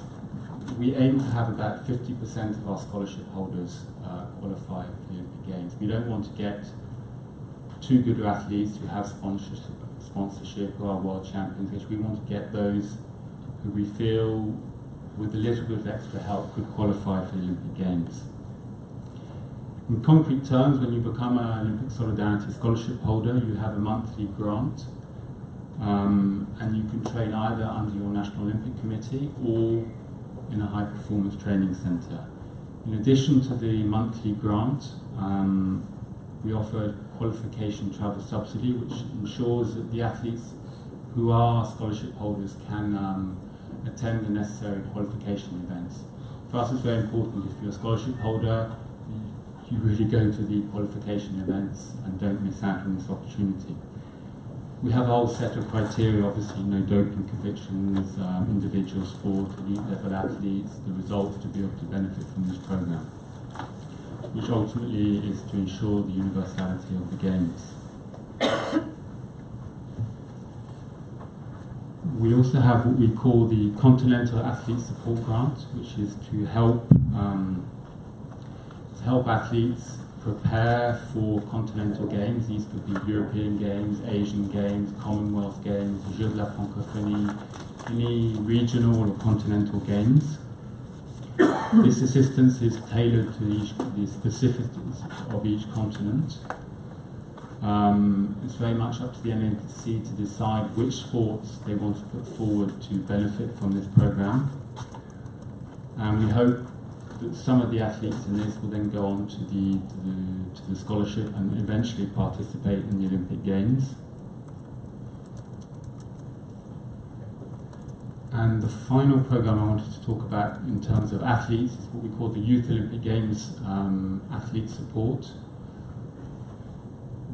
This program is tailored to the Youth Olympic Games, so there are three options, and an NSC can benefit from all three options. Identification, gives them a chance to work with their national federations to identify athletes, youth athletes, that could potentially participate in the Youth Olympic Games. So this could be in schools, in clubs, it could be with the Ministry of Sport. Provides funding for them to do identification projects, talent ID, all sorts of anything linked to obtaining future athletes for the Olympic Games. They also can apply to support the athletes in the different sports to attend qualification events to ensure that they can go to these events and qualify for the Youth Olympic Games. And finally, we have what we call YOG preparation. Once an athlete is qualified for the Youth Olympic Games or is confirmed as a universality place holder, he can benefit from what we call a mini scholarship to help him or her provide, for the final preparations for the Youth Olympic Games. So those are the three athlete programs which, through your National Olympic Committee, we hope that your national federations can benefit from. Just go on to the coaching programs. We have three coaching programs. These are from basic level to the highest level. The aim is to offer all the means necessary to improve coaches' knowledge, so to enable them to adapt to the current training requirements. We have the technical courses for coaches, which is the basic level, the Olympic scholarships, which is the higher level, and the highest level is the development of the national sports system.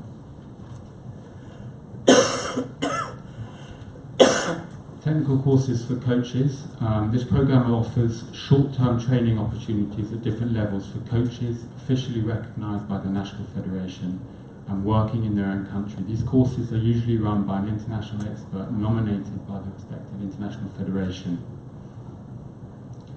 The technicals must be held in accordance with the rules established by the respective international federation in terms of content, the duration, the number of participants, and the theoretical classes, the certification. So it's very much in partnership with each international federation. Each NSC can hold between 8 and 10 courses over the 4 years. So they should have a good number of sports involved in these technical courses. We also have what we call the Olympic scholarships for coaches.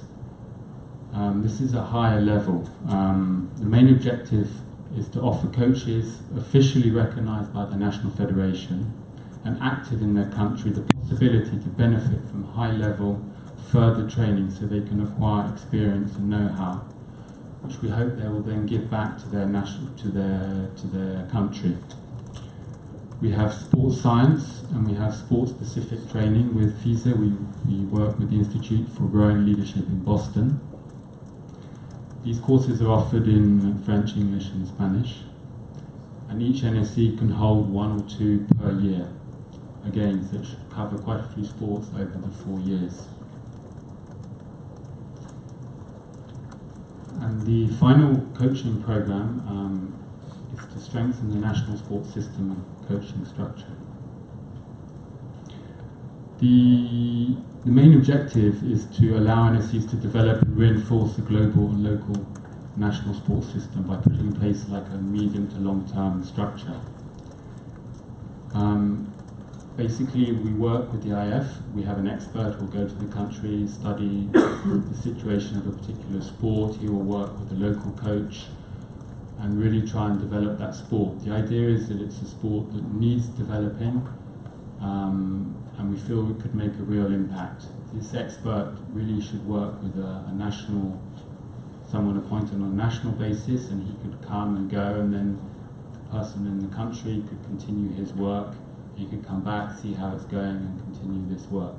This is it's quite a big project, so each NSC can only can access this once each year for a different sport. So over the 4 years, they could cover 4 different sports theoretically. These are the coaching programs, as I think that your national federations could benefit from. Finally, we have a few management programs.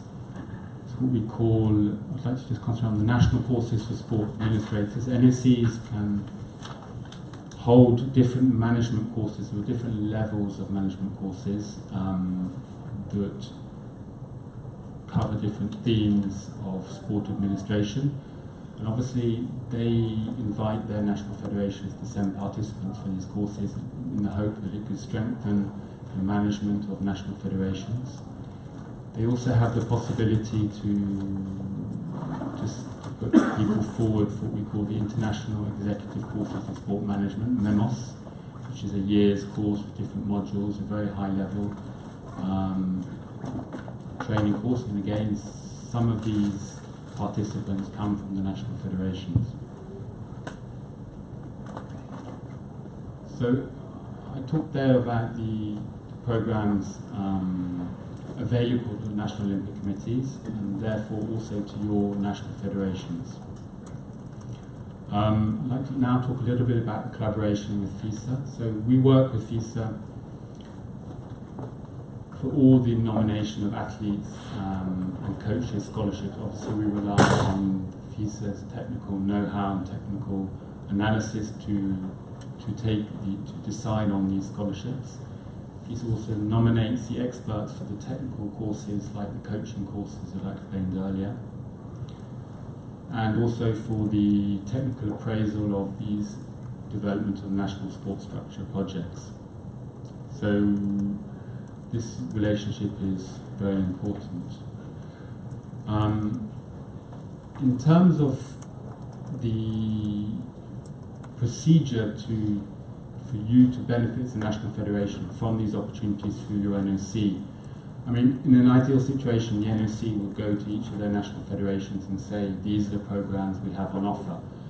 I know in a lot of cases this is really not the case. FISA has all our programs. They have all the details of our programs, and so does your National Olympic Committee. So sometimes it's more a case you would have to go to your National Olympic Committee and knock on the door and build up a relationship with them to ensure that your sport is counted amongst these programs, because they have to choose from many sports. So finally, a lot of it will depend on the relationship you have with your National Olympic Committee. The NOC, and only an NOC, can send requests to Olympic Solidarity, because we are managing their funds. So all applications for us to accept have to come from the National Olympic Committee. We then consult with the International Federation or the Training Centre, and then we say yes or no to the project. And then obviously for all projects there's auditing, there's follow-up, there's reporting, etc. Just one other thing I'd like to say is we have a number of youth camps where we work directly with FISA. We provide funding to hold youth camps in advance of your qualification regattas. We've dedicated quite a big budget to FISA for this. For us it's fantastic because we feel that we're giving the NOCs an added service. We have to get the NOC approval on the candidates, but it's an extra budget, so they generally accept. And we feel this provides an added service to the NOCs, and I think it's also beneficial to FISA and you as national federations, since the participants are all from your federations.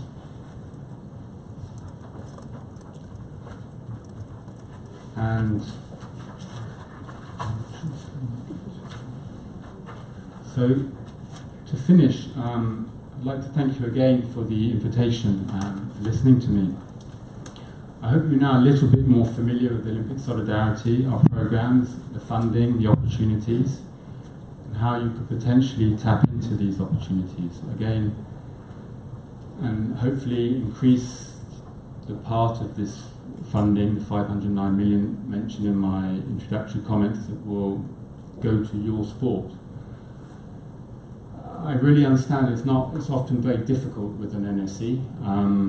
They have to choose amongst many sports. I think the key to success is really a long-term relationship with your NOC, to build up this relationship, to have trust, to give them good projects, to report well on projects that you hold with them, and to clearly well prepare this, to really build up this relationship, because I think there are many potentials for your national federations to benefit indirectly from these funds.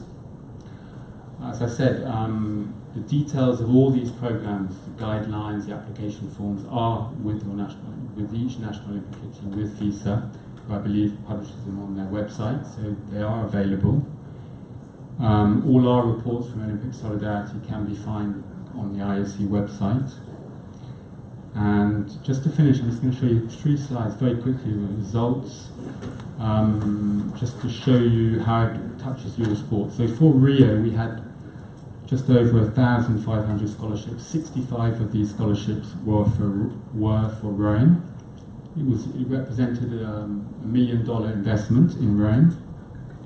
We were very happy because 67% of these rowers qualified for the Olympic Games. This is fantastic. For other sports, we're looking at 52% on average. So for us, this was fantastic. 67% of the rowing scholarship holders qualified.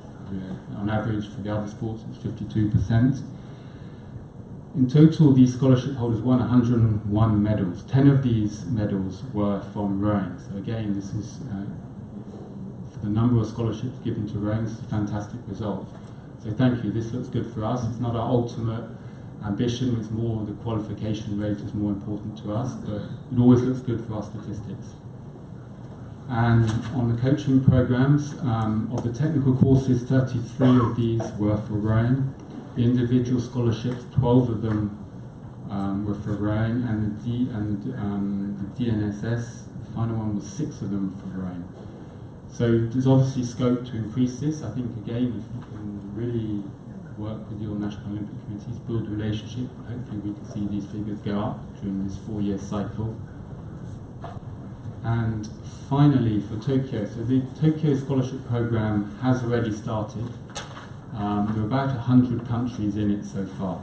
We've awarded 662 scholarships. 28 of these are in rowing. This is a budget of 650,000. So if we carry on the same percentages, we will have more scholarship holders in rowing than we did for Tokyo than we did for Rio. So this is encouraging. Again, it's an opportunity. There's still 100 countries who haven't applied for the Tokyo scholarship. So hopefully, with your NOCs, you'll be able to tap into this opportunity. So thank you for listening to me. I hope we can work together for the remaining 4 years, and I'm willing to take any questions.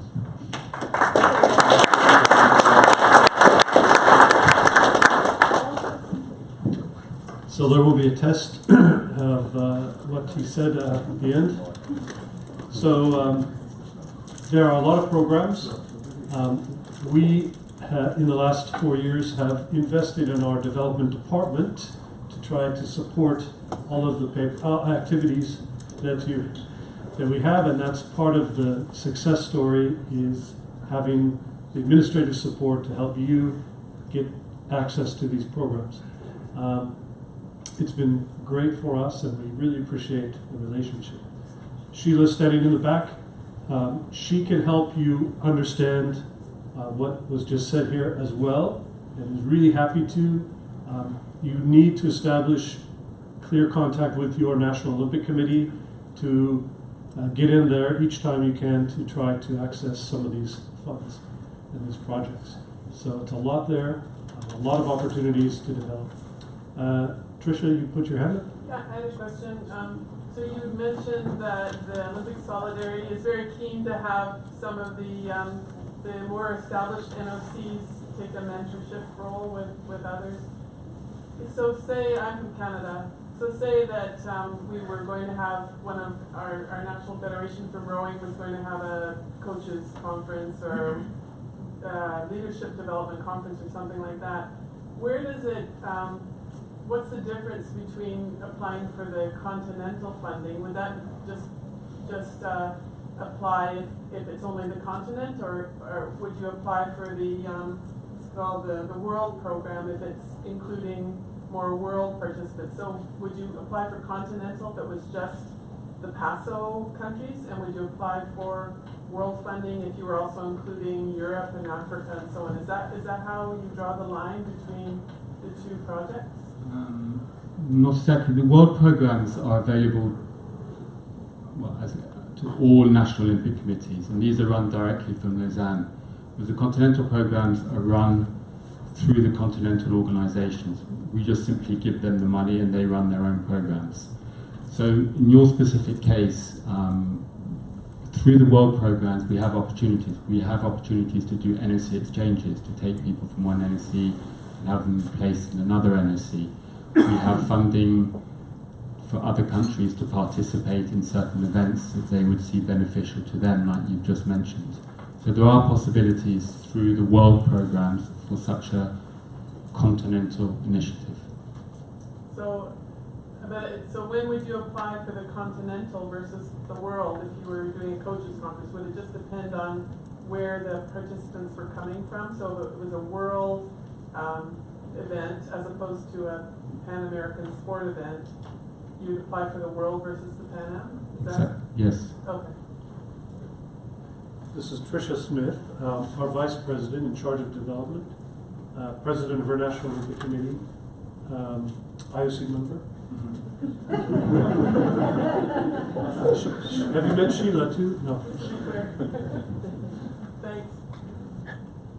Micah? Hi, Micah from the Ethics Division of AFISA. Would it be interesting to hear more about the athletes' career transition program? You mentioned it's a new pillar in your athlete support thing. We're very keen on, to see if we can get in there, because we've been trying to run athletes' career programs and want to continue to do so. Okay. So it's a new program. It's the first time we've set it up.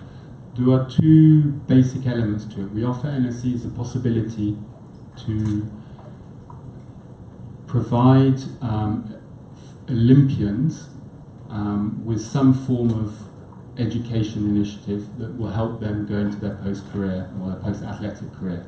So this could be a computing course, a language course, it could be a master's degree, it could be many things. It's up to each NOC to decide if they help one athlete with a master's or many former Olympians with a smaller course. At the moment the scope is very open. We leave it to each National Olympic Committee to decide how they want to help their Olympians. There's a second element to it. We work with the IOC Sports Department to fund their athlete forums. So each NOC can apply for an athlete forum which is run through the IOC Sports Department and Athletes Commission.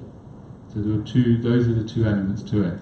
It's a new program, but we see it expanding very much, and I think we'll devote more and more funds to it, especially in view of Olympic Agenda 2020 and how we want to provide additional support to athletes in their post-career transition. So we started small, but we see it growing. At the moment we have these two elements, a limited budget, but we hope to see it grow. Chris Perry. Just a quick question on the YOG identification programs. So is that currently running beyond 2018, because it's now nearly 2018, but NOCs presumably have to start looking for athletes for the next YOG. So is that only currently open for 2018 projects, or it's going to go now, it can be open now for beyond 2018? So at the moment it's geared towards Buenos Aires. The NOCs that haven't applied, it is still open, because although it's geared toward Buenos Aires, we view it as a youth in general. It doesn't have to be exactly the right age bracket for Buenos Aires, because obviously it's such a limited age bracket, the athletes. So it will continue. After Buenos Aires we will start a winter edition, but then we will start a new edition for summer sports as well. So it's an ongoing program. So it's not limited just to Buenos Aires. So it will continue. There'll probably be a gap of 6 months or a year after Buenos Aires before the new edition starts, but it is constantly ongoing. And the next Summer Youth Olympic Games will be 2023, I think. Is that right? It's not defined yet. Not defined yet, okay. Okay, we had the telephone call this morning to coordinate our clothes, but you screwed up on the shirt color. Anyway, Edward, thank you very much. Again, you can access our development department for this information, or your NOC. But thank you very much for coming.